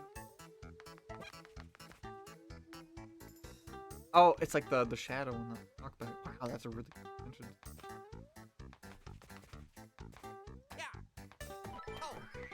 There we go. One.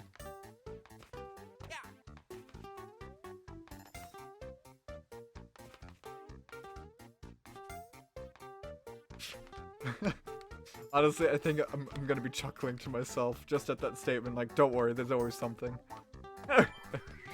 Oh gosh.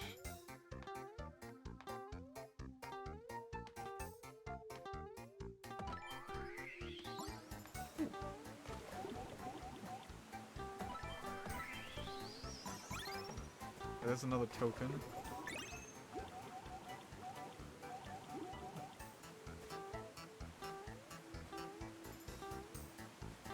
What? Something. Oh, don't fall all the way down. Okay. No. Oh, you know what? This is a nice cat, like, just taking it easy kind of stage. This.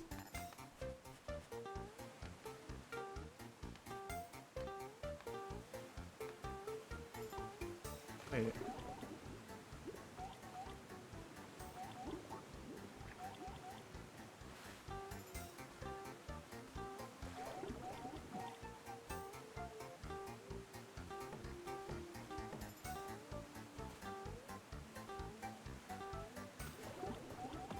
Ah, okay. Yeah, there are stupid fucking things in the water. That's where the flower would be. Or the seed.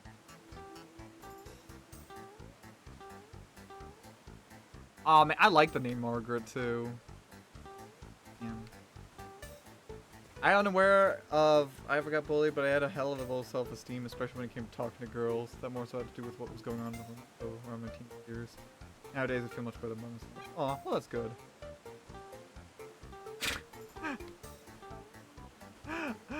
I don't know. I like the name Margaret. I don't like, you know, honestly, if the person with the name is shitty, you know. Of course. Oh, I like the name Margaret, though. Also, damn, I'm not getting lucky with this stupid thing at all.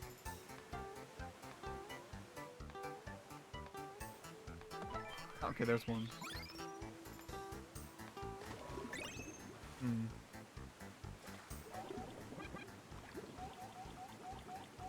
Okay. Next one's... Oh, wait, that looks like... It'd be a suspicious third blow.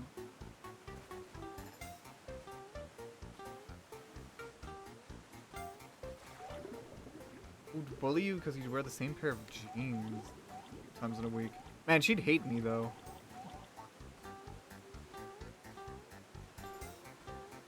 I'd do that. I'd do that. Like, come on.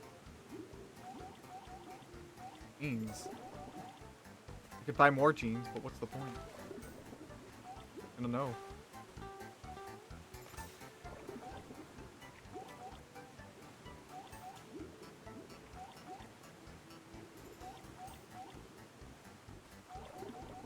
There was one girl I remember actually, and it kind of mortified me. There was one girl who straight up told me like I smell. Like I have a faint remembrance of this. Like she sat behind me in my French class,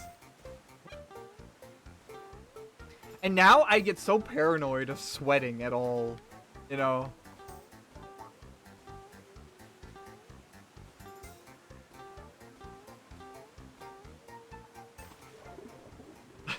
It's so such a dick thing to say. But I mean, I honestly think I needed that though. Because sometimes you just really do need to make sure you can like properly take care of yourself. Yeah, that's true. A lot of teens and preteens do be smelling. Like, they do need to learn, like, hey, you should take a shower every day. Or, at the very least, every other day.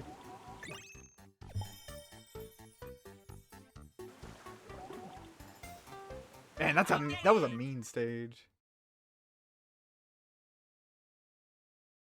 Yeah, no, puberty fucking sucks. No. She also told me like you need to shave the back of your neck. Cuz I have this like one spot of hair on the back of my neck that like I don't know, grows a little bit irregularly. But to her, she thought it was so important that it needed to tell me. It's so funny.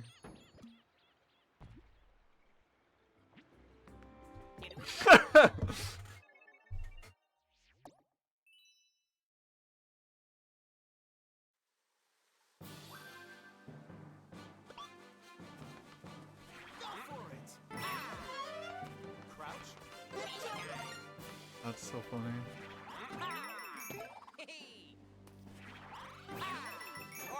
Wow, damn.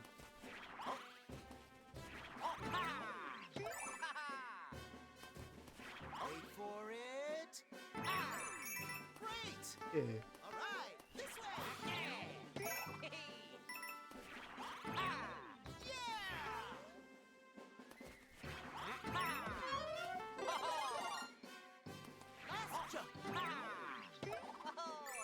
Yay, got it. Okay. What are the things that the bullies did to me? This is weirdly interesting as I recall some of these things. Thank you. Like, I remember one thing in junior high I got bullied about a lot for was that, like, I didn't like the fact that I got yelled at by some of the others when I would make a mistake in the sport, you know? Because, like, I didn't know what the...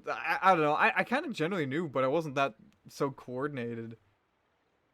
So every time gym rolled around, they'd always, like, yell at me, like, saying, like, you need to do that, you need to do that, or whatever. And then, like, if I missed, they'd say, like, come on, you know? And I don't know. I felt...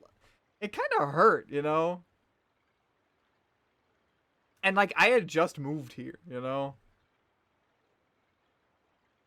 And everybody in, apparently, that town had, like, a particular sense of humor that meant it was okay to, like, be mean at times. Which took me a while to really come to grips with, but it didn't happen then. So, like, I remember basically, like, faking, like, being sick on those days where gym class would be. Until, like, my parents basically said, like, okay, we're gonna pull you out of there, and we'll just homeschool you.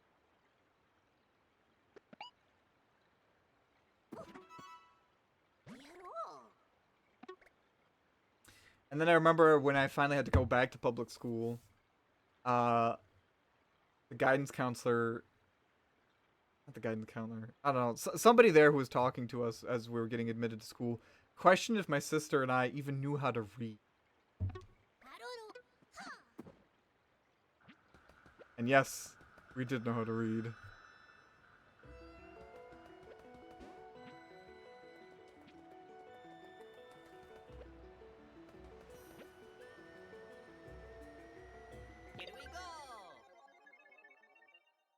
I don't know. I guess they were skeptical of, what would you say? They were skeptical of the homeschooling.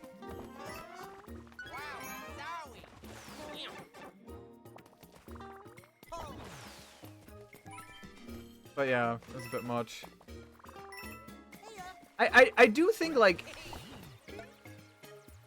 when I think about it, I do think it was good that my sister and I got homeschooled when we did.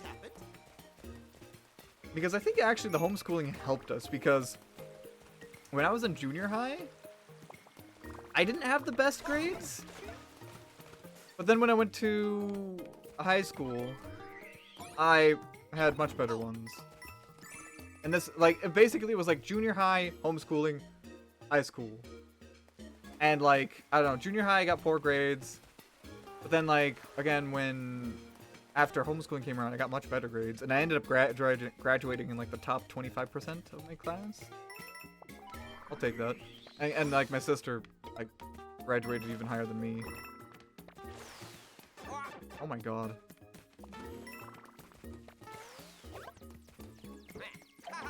I fear I'm going to be missing something.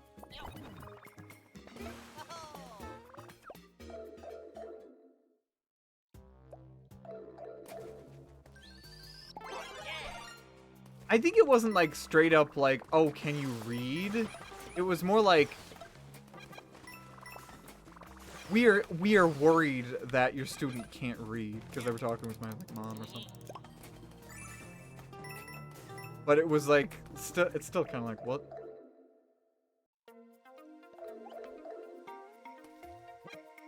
Funny enough, I think I remember my mom bringing up my Animal Crossing exploits. When I was there, because I don't know how it got brought up, because like, I don't know. I just remember my mom saying something like, you know, like my son was able to like make connections through this video game online, you know.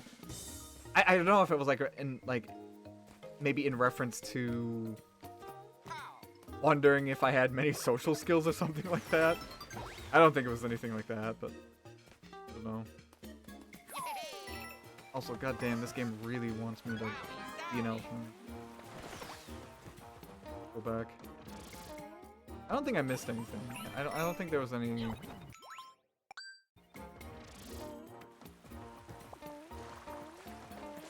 That water's tasty.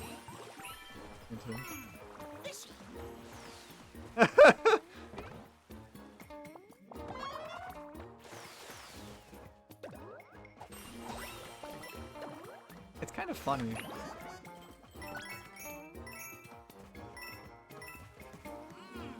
You know, sometimes I feel so conflicted about it, because like, it is wild that our parents were totally okay with us just talking to strangers, but at the same time, I think I think like our parents probably at least had enough trust in us to just like, you know, discern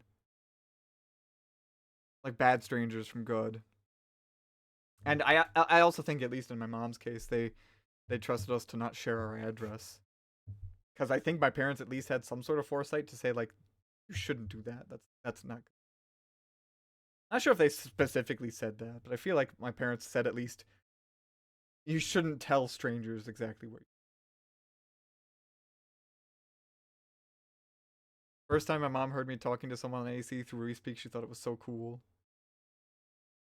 Literally send your phone number via Animal Crossing mail. Yeah.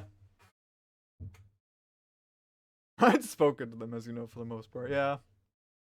I mean, I know that my mom, like, my parents would have definitely been worried if I just said, like, yeah, I'm going to fly out to this random person, like, right away. Because, like, I know my mom was, like, you know, she was at least a little bit worried when I was talking about visiting Donnie, you know?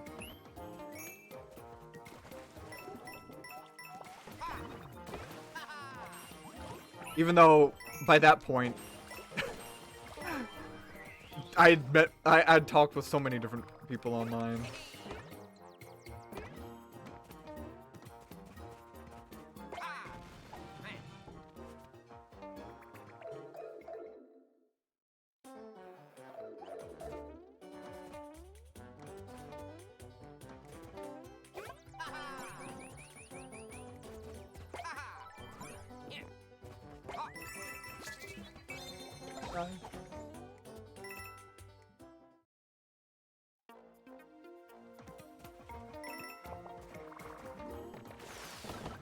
It's interesting, because, like, I mean, I'm happy that my parents were chill with it, because if my parents were never chill with me, like, meeting strangers online, I never would have been able to meet Donnie, you know?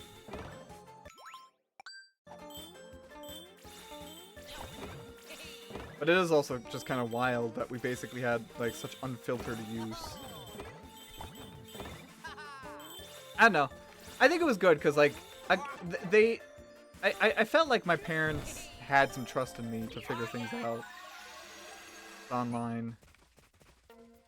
And I guess in my case, I developed, at least on my own, Nice job. some sort of understanding. Like, I shouldn't tell strangers online everything. Like, I knew that I wasn't going to meet somebody I didn't know, you know, what they looked like. And I knew that if I was going to meet anybody online, I should meet them in, like, a public setting.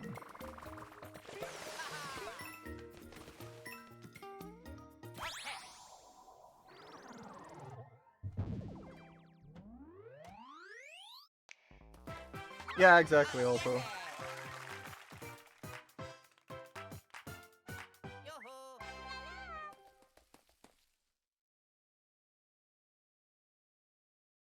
Yippee. Skull emoji says it all.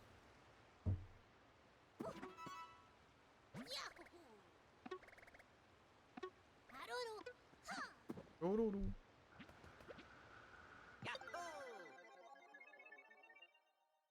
Wondered. Mario works as a plumber with his little brother Luigi.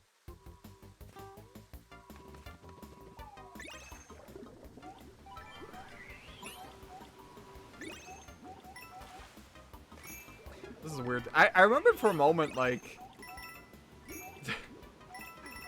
there was, like, somewhat of a big stink raised because when Super Mario Odyssey was coming out, some of the promotional material said, like, Mario is somebody who once worked as a plumber, implying he no longer works as a plumber. And there was, like, some people saying online, that's like saying, like, oh my god, he got fired, you know? But then it, like, they just changed it because it was just, I guess, a mistranslation. And no, he is still a plumber. Just kind of.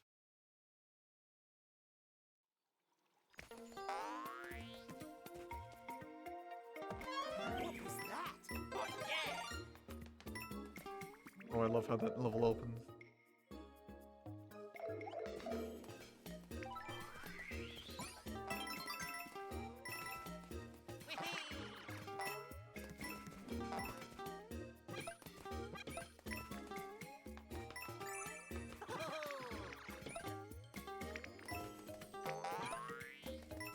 Good question. I just saw the weirdest thing.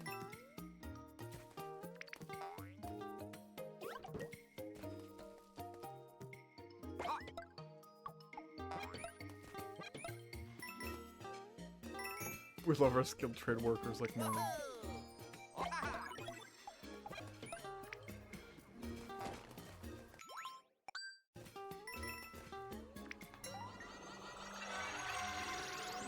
No.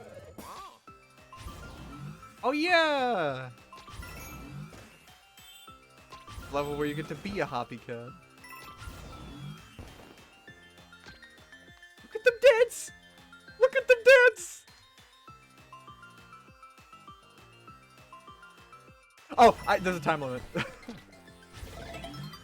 Sorry, I just killed them.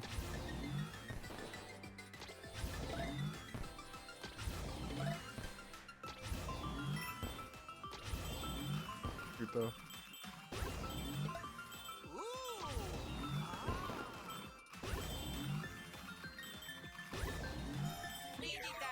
Luigi time!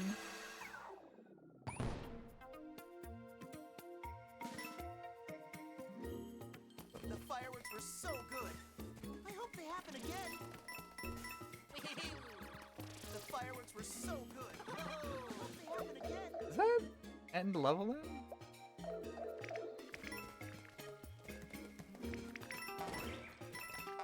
Nope. Okay, good. No, I did miss one! Shit. Okay. Well, I'll have to do this level again then.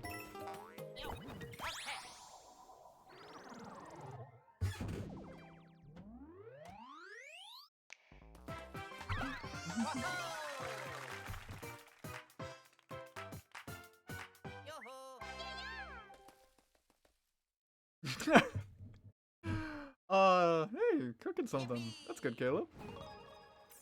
Sorry, it turned out like that though.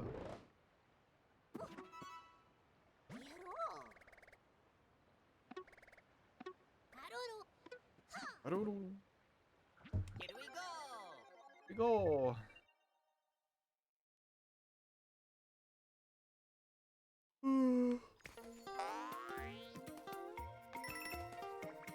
Oh, sorry for the yawn. Sorry for making anybody else yawn.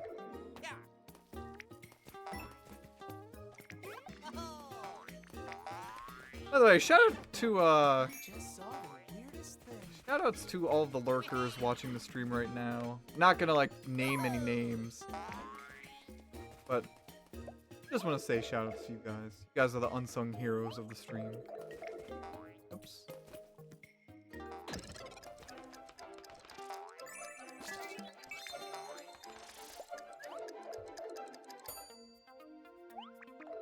I hope you guys are enjoying this. I do like me some Mario.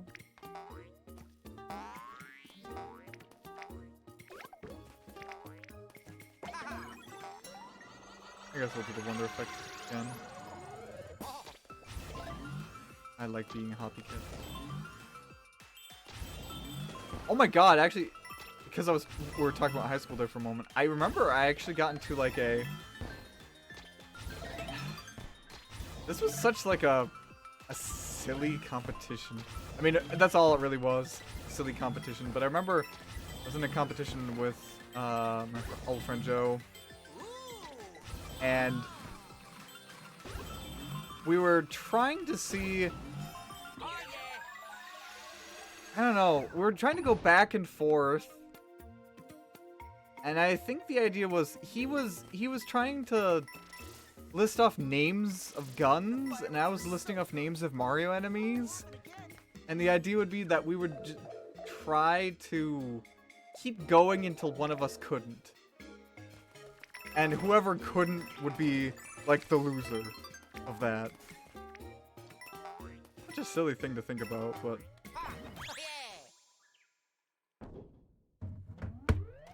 I just remember that. I always lose, by the way. Because Joe would pull out the name of some sort of weird, like, gun that I could never remember the name of.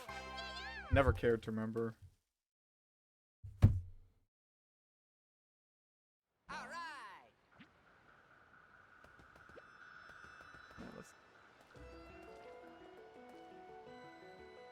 Levels I have to figure out the, exit to.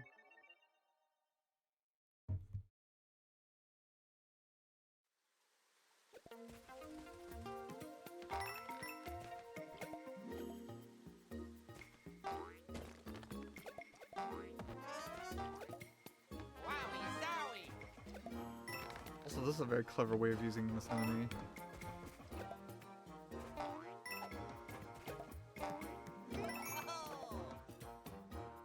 Well, yeah, this enemy, like this weird kind of like mushroom enemy, always threw me off at first because I didn't realize when you knock it out, it collects things on the way down.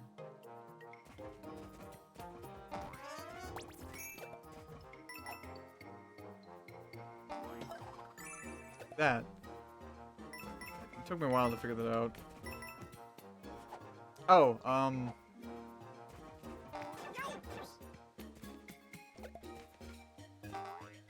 no, I've kind of fallen out of contact with Joe. Oops. Do it, great. It's still people in this.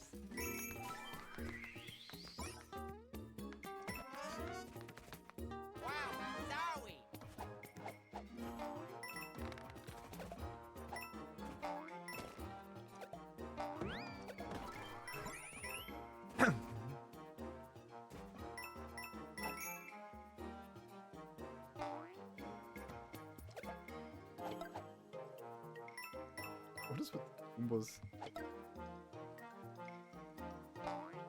No! No! I'm dying.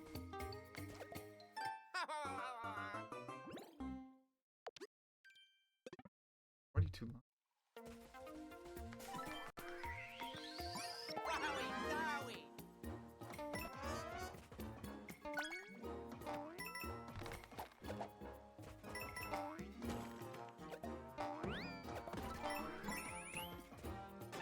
Oh, what the fuck? Oh, yeah. Problems like that, too.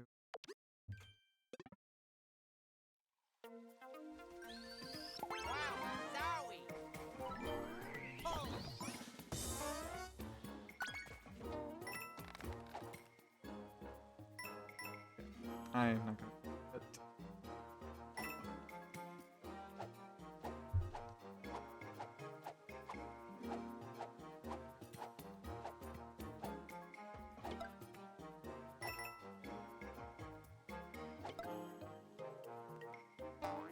There we go. Gimme.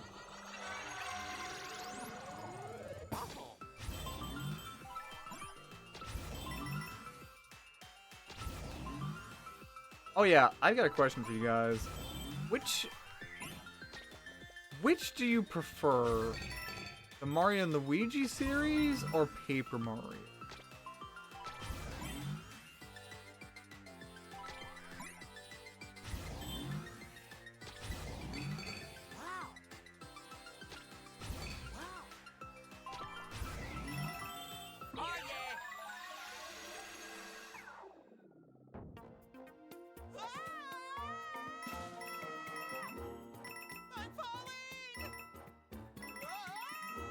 Here you go, buddy.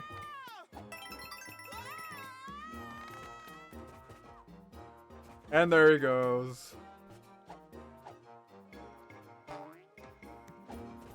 Oh, fuck. I hope I didn't need...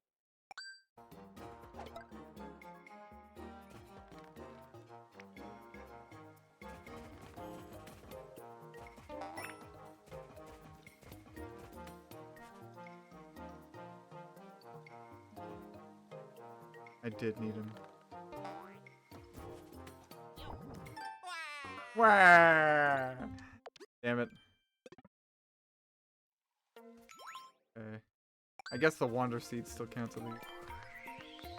I think this, like, this level is a little bit tricky because, like... Oh, wow. Because this little asshole doesn't necessarily move with the movement of the bamboo shoot platform. Mario and Luigi, tough choice. I mean, I wouldn't blame you guys for saying Mario and Luigi because I feel like... Even though I feel like, to a degree, Mario and Luigi has suffered from some of the same failings as Paper Mario, I think Mario and Luigi has been overall more consistent.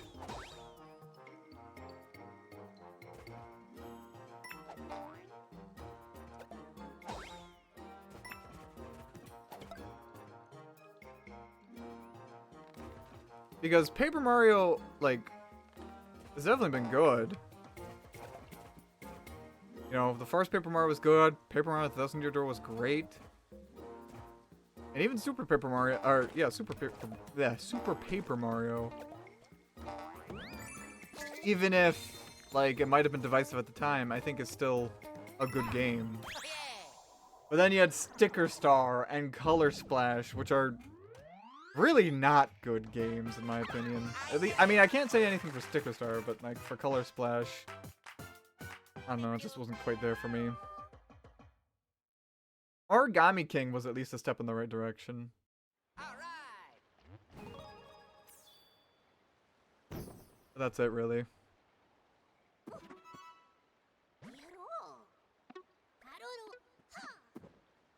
Mario and Luigi, like, I would say, like, the first one was good. A lot of people don't seem to like Partners in Time that much, but I don't know, I personally liked Partners in Time. I think that's the Mario and Luigi game I played and beaten the most, for some reason. But I would still say it's at least good. And then Bowser's Inside Story is probably like the best in the series still. I don't know about Dream Team and Paper Jam personally, but like I think they were still at least perfectly fine, if not a little bit like mild. And then same for Brothership, so far at least. I would say like none of the entries in the Mario and Luigi series have been just outright bad, like with Paper Mario.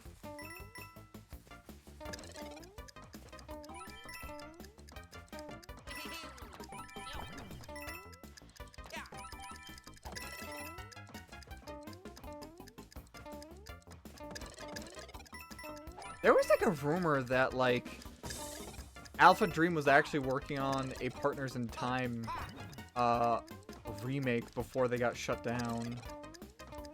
And that there was like some sort of leaked build. But I don't know if that actually ended up being true or if it was just like an elaborate fake. Just a bit more. Hurry!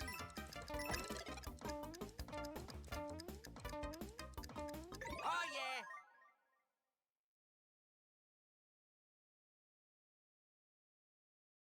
Yippee!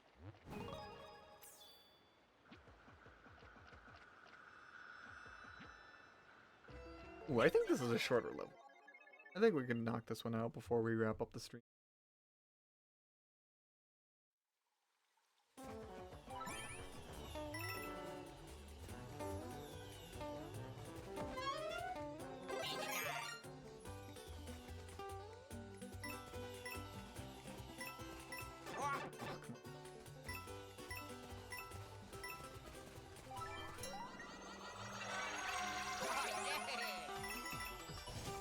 Great job! Yeah, this is like a superstar entirely like level.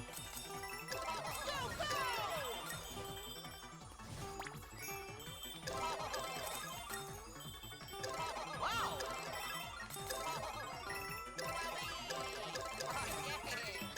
Dazzling! Oh god, such a fun level. They bring good luck.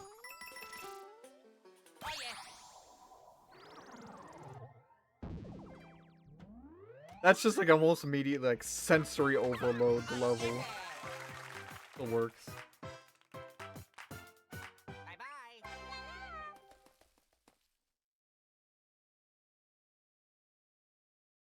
Yippee! Yeah, that's good.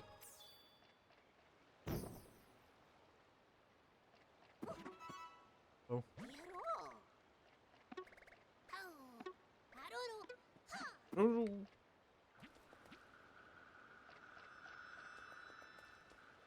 Okay, I'll wrap things up here actually. Getting a little tired anyway. I don't get the mindset they had when remaking the recent Bowser's into the story instead of the much older Partners in Time. I mean, I think the most commonly accepted theory is that Alpha Dream was starting to go under, and as sort of like in an effort to try to save the studio, they wanted to remake one of their most successful games in the hopes that, you know, it being a well-known game getting remade would make it so that way it you know, it gets sold more. Whereas a remake of a game that's considered inferior might not make as many sales as as their best entry. I mean, it's like why you see remakes of some of like the best games of all time nowadays. Why we see remakes of like Resident Evil 2, 3, and 4, and Silent Hill 2, and Metal Gear Solid 3, you know? Because those are the games that already sold well before, but it's been some time since then. With BIS, it's kind of like a little silly though, because they, what do you say? Thousand Side Story was still backwards compatible on 3DS. But I think like the real like death knell for them was that they were still trying to make a 3DS game at the point they did. Cause like, let's see. I'm going to look this up. When did they release Bowser's in Story remake?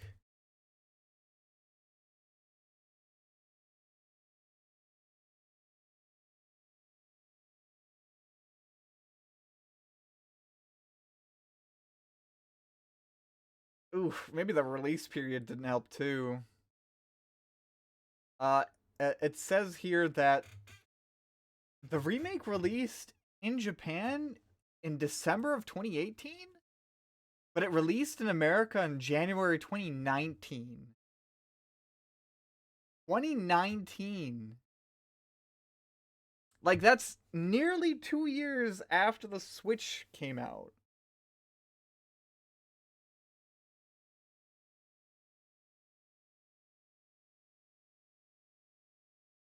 Like, that's a big oof, really.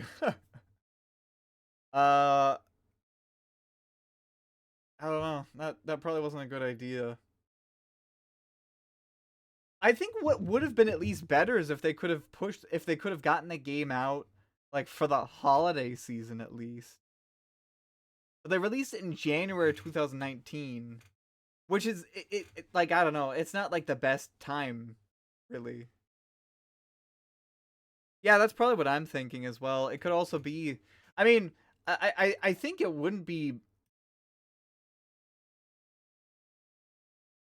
it'd be fair to say that they probably also like,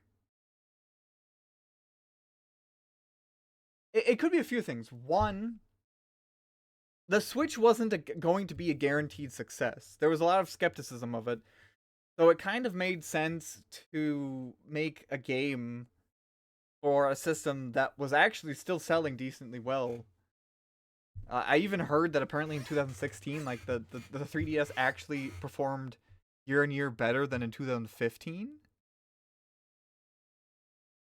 So like for a moment, the 3DS sales were going back up again. Uh, so it kind of makes sense from that standpoint.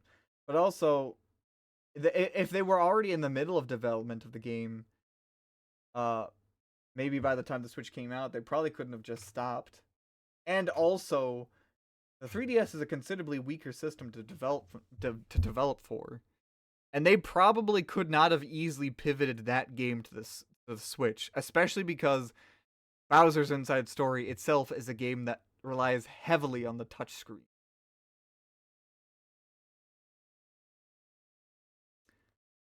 So, like, if they were already far along, they couldn't have pivoted. And again, it was weaker to develop for, so made it thus easier to develop for. Again, I think what would have been better is if they were able to release the game for the holidays of 2018. Because then maybe they could have generated some holiday sales. But unfortunately, I think by holiday 2018, 3DS sales were in the toilet. By that time, I think we had Pokemon Let's Go, Pikachu and Eevee, and that means, of course, everybody was going to be buying a Switch because it's fucking Pokemon, you know? So, I don't know. Wait, at the same time though, at the same,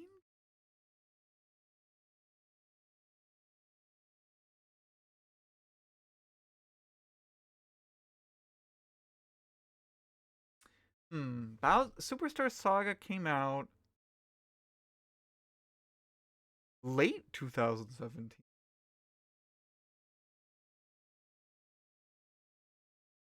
Hmm, that's interesting.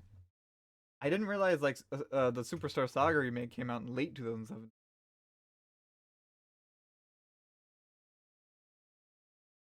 It came out early. Then this is kind of like a little bit confusing then, because why did they like, if Superstar Saga released in 2017, why did they then continue to try to make a remake the next year for the 3DS? They must have seen like, I mean, they must have realized that like the 3DS, although it was still selling good, like it was not going to be the future.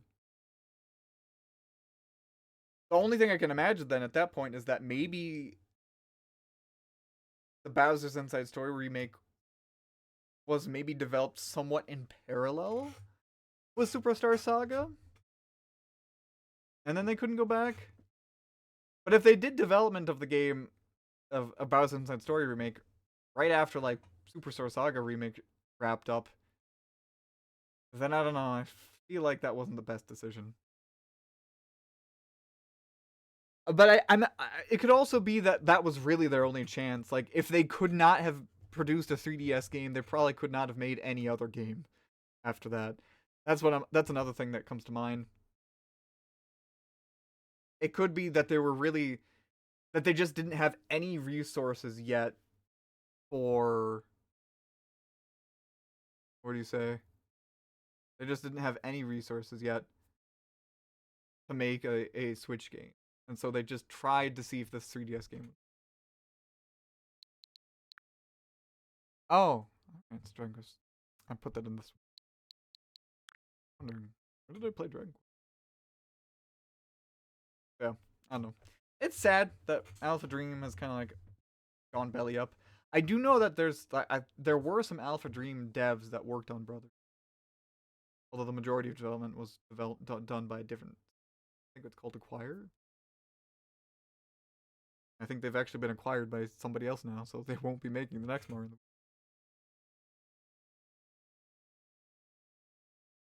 I asked that question, by the way, because I was like wondering, like, just in my head, like, if there's going to be a Mario RPG series to continue, what's it going to be?